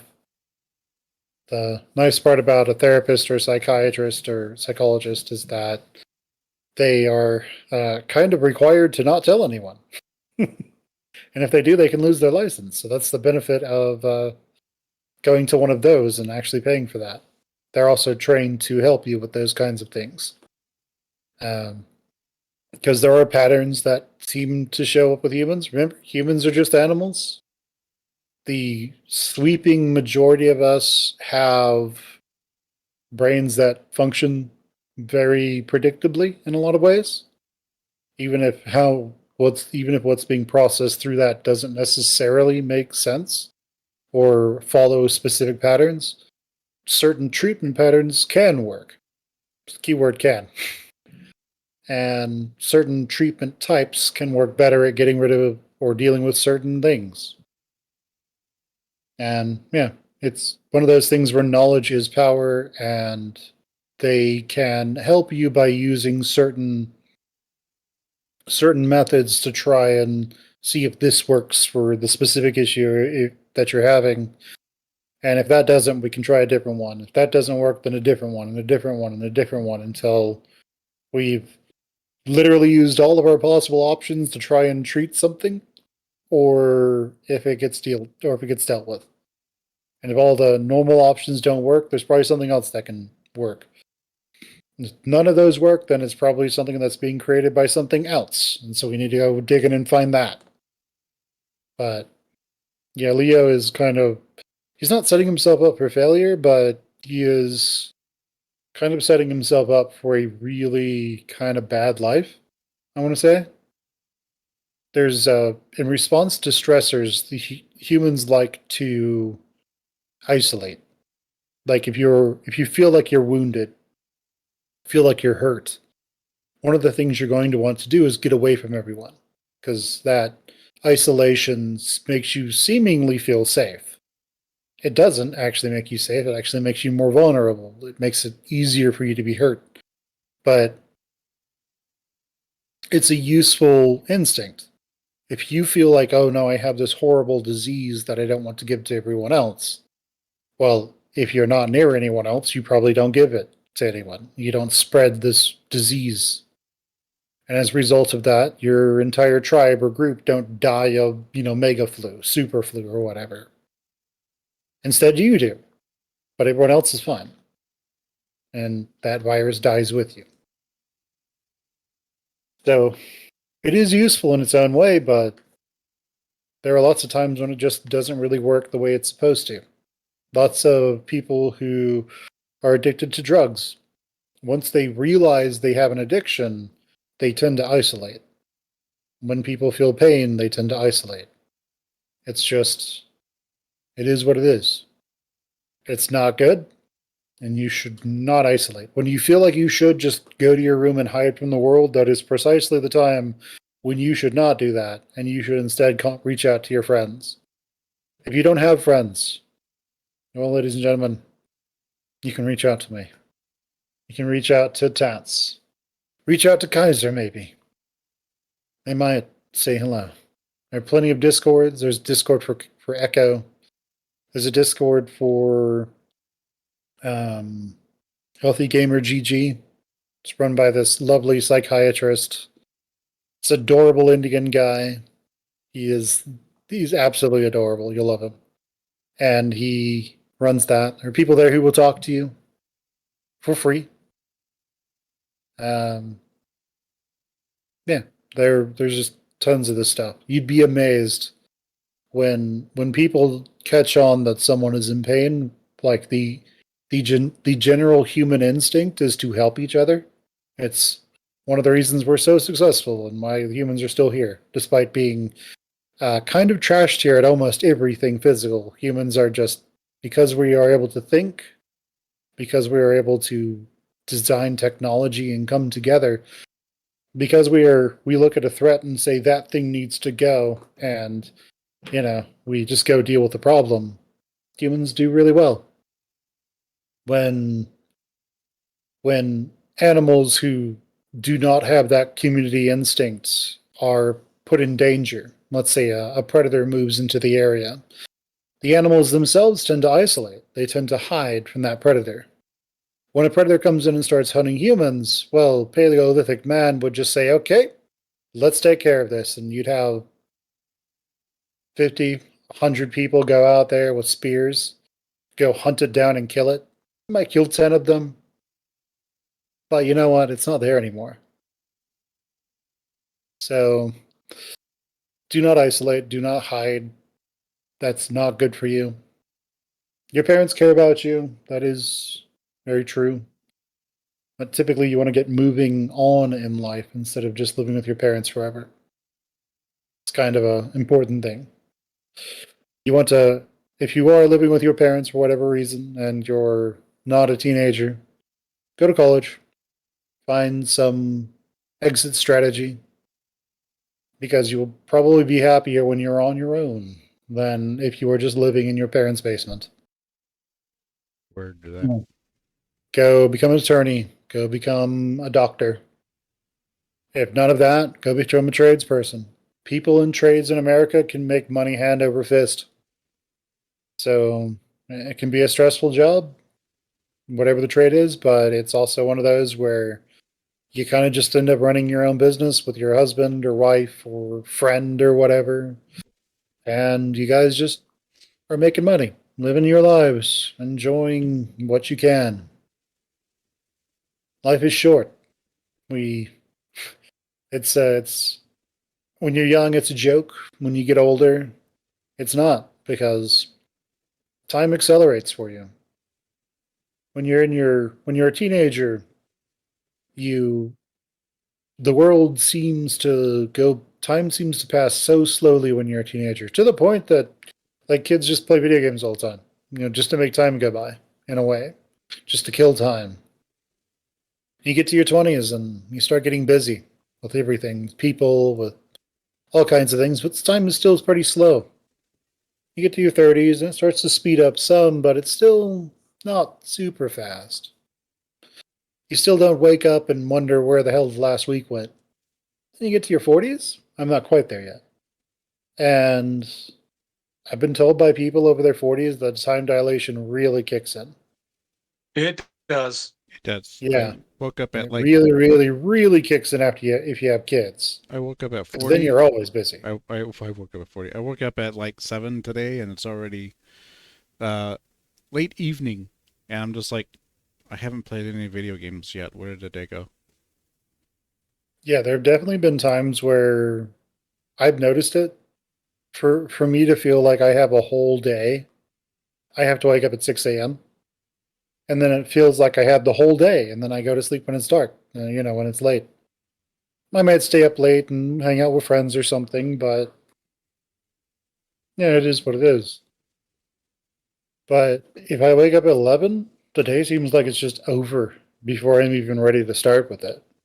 And the thing is, like, I'll wake up at 6 a.m., and by the time I'm done doing everything that I want to get done before starting my day, it's like 11. And I'm like, what the fuck happened to all my time? Like, where is the time? I didn't even go out for a long walk. The thing that's craziest to me is I'll go on like these 3 hour walks for like 5, 6 miles or something. And those are where I'm present. Like, those feel like it's a long time unless I'm just listening to music. But it feels like time is slowing down for that because I'm slowing down and actually paying attention to what's around me and enjoying my time. But it's time dilation is real, and before you know it, you're going to be in your 30s, and then before you know it, you'll be in your 40s, and then probably before you know it, you'll be in your 50s, 60s, 70s, and if you're like Leo, you're going to wonder what the hell you did with your life. It's just the reality. Humans don't really care about events. Your brain does not give a damn about events. Your brain doesn't care. In 10 years, 20 years, your brain is not going to give a flip who won the election. Your brain is not going to care about who won the 2012 election or the 2016, 2020, 2024. Your brain isn't really going to care. Those things will fade into memory. But the people you spent that time with, the people who were important to you, the people you loved, people you hated, that is what your brain will remember. And I will tell you right now, your brain will remember the good more than it remembers the bad. Make good memories. Get together with people that you like. The people that you feel you've wronged in the past, reach out to them. Apologize. Let them know that you feel bad, because you do, on some level. Unless you're a psychopath, at which point don't, because it won't matter to you. But hey, No, I just constantly make vengeance lists oh and just yeah, constantly review them and come up with more and more painful ways of getting that revenge. yeah. And then you appear in a Billy Madison or Adam Sandler movie. You start striking people off the list. I can just see it. The So one like, the one person who actually calls you up, you're just like, oh, okay, I'll just strike his name off right now. so No, it's Kaiser, like that show. My name is Earl, but reverse. That's why you take people down to those mines behind your house all the time. Yeah, I know. And now we're gonna have to find a new spot because they're sealing them all up. Yeah, no, it is what it is. Hey man, that's what a good old Sparta kick is for. Open that seal right up, baby. Let's go. Yep. But yeah, guys, like, you're gonna remember the good memories of people, and there is nothing. I don't think there's anything more sad than someone who's dying of old age, who's just they look back at their life and the only thing they have are bitter memories. Like, I can't imagine something worse than that, because there's probably a point where time dilation slows down and then sort of goes in reverse as you're getting closer to the end. But yeah, maybe it just speeds up like crazy, and before you know it, you're just gone. But I would like to believe that I would like to believe that when people look back in those quiet, calm times in their lives, I would like for them to look back and remember the people they met along the way, the friends they made, the things that made life worth living. There are few things as sad as someone who looks back and has nothing worth living. What was it all for? Did you just exist and suck air? Or did you exist and suck some? I mean, or did you exist and have a That good was my time? plan. Did you exist and enjoy life? The people near you that were important to you, that stood out, that made you actually feel like you were alive? Or is life just one long gray blur? That's what you don't want. If that's what you're doing right now, whoever you are, know that if you just bury your emotions, if you just bury everything, your life you'll continue to exist as you are until you die. You won't grow, at least not as much as you could. You won't feel anything. There won't be any highs. There won't be any lows. You'll have to find things that are fairly extreme. Anime is good about doing that, by the way. Anime is designed to make you feel things. So, um, if if everything is gray for you, step out of that. Make the conscious decision to go find out why it's all gray. And then fix that. Because if it's all gray, everything will just be gray forever. And then one day everything's all black and nothing's there. We find out on the bright side, you find out what happens later, but after you die, but yeah, what would be the point then, I guess? But yeah, live your life. Don't just exist. Live it. That's the most important thing. Life is supposed to have ups and downs. It's supposed to have moments of joy and elation as well as moments of pain. This is just a simple reality. Shakespeare once said that it is better to have loved and lost than to have never loved at all. Isn't that right, Kaiser? I don't know. I've never loved. So, I just exist. I'm just a void. okay. I was going more with you were in the theater arts or in film, so maybe you knew something, maybe you knew some Shakespeare. But, Well, yeah. look, all I know is brevity is the soul of wit. So let me go on for 3 more pages. Yeah, there we go. Anyway, so yeah, live your life. Don't just be in a gray and die. That sucks. A life that you have lived that is full of life, that is full of experiences that make you feel like it's worth it, is a better life than one that goes on it just goes on forever and then ends. Anyway, yeah. Well Humans said, need to Finn. live for people, not just themselves. If you live for yourself, your life will suck. Anyway, you guys. Well, if anybody wants to debate me on the Ghost Train controversy, you can find me at Kaiser Hood on Blue Sky. Yeah, there you go. I think I'm on Blue Sky as well. I think it's Fen Muir on Blue Sky. I think you're right.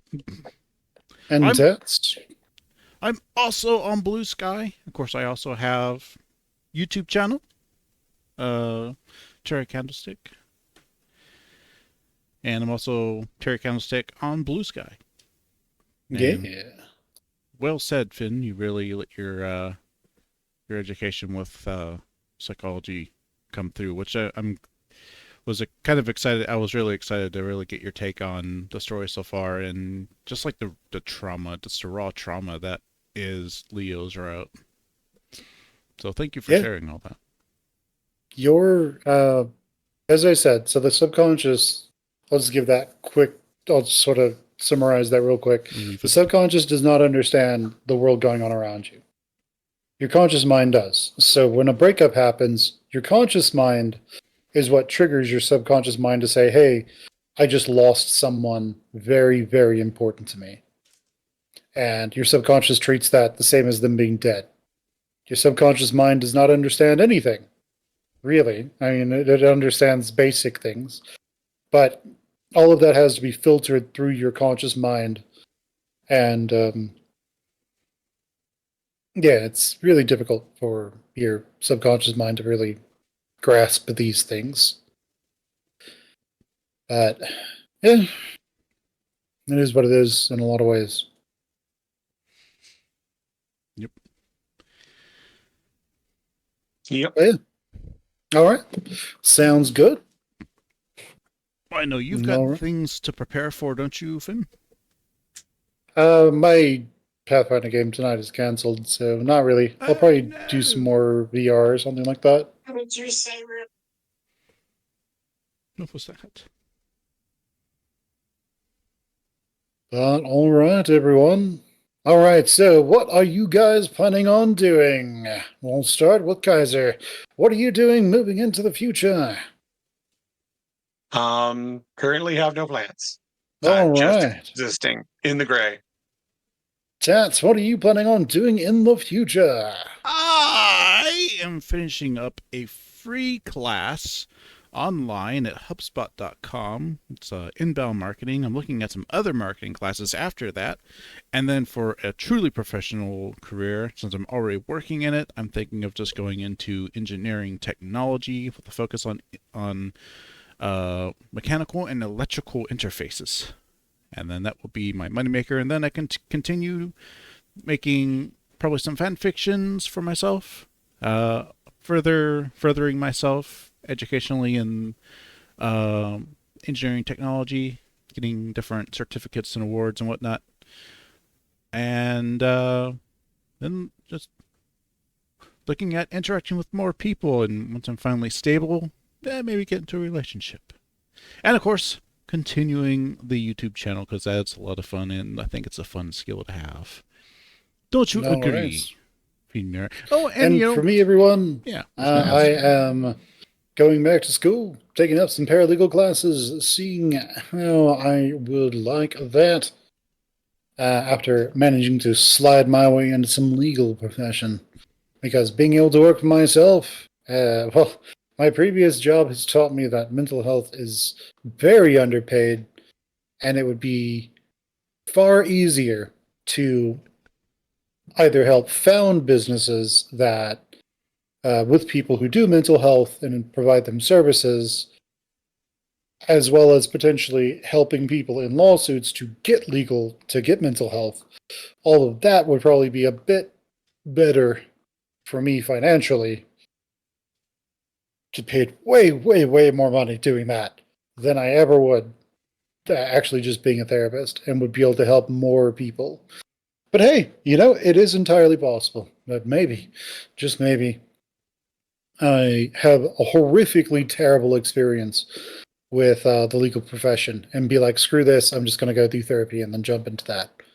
But are you trying to say, Finn, that you would rather help people stay in the gray while giving others the experience in the red of revenge than try to help no, people out of the gray and into growth and acceleration? what I'm saying is I could help way more people by getting them to therapists and helping them fight their insurance companies so that they can get therapists. Because, we did just see a little while ago how corrupt and horrific insurance companies are. Oh, yeah. With that one company where that one CEO, horrible things happened to him because he was a terrible person. But that guy, his business ended up paying out like over 150 million in denied claims because they were proven to just be like pieces of crap, and they shouldn't have denied those claims. So That's being able probably a very low number. yeah. And They I mean, denied for granted, profit. don't go out and shoot people, okay? I want to make this very clear. I'm not endorsing that. Don't go hurt people. But, it's the whole thing of, I can help more people escape from the gray, or just this black prison of just nothing but ichor that they've basically flooded themselves with all their traumas. Being able to get people out of that with other therapists and them move forward in their lives and get things going is probably a lot better and gives me a lot of other options. So it's quite the opposite. I'm able to help more people get out of the gray. Oh, very good. Very good. Awesome. Mm-hmm. But we'll see. We will definitely see. I would like to talk more with you about that off camera. Of course. Pause. It's like Alistair. Oh, yes, it's like Alistair. Oh, yes. He is a completely lawful evil, a complete monster. Which is why people like him, because he's a complete monster who's lawful evil. And I always do have such a charm to me, don't I? He's so charismatic.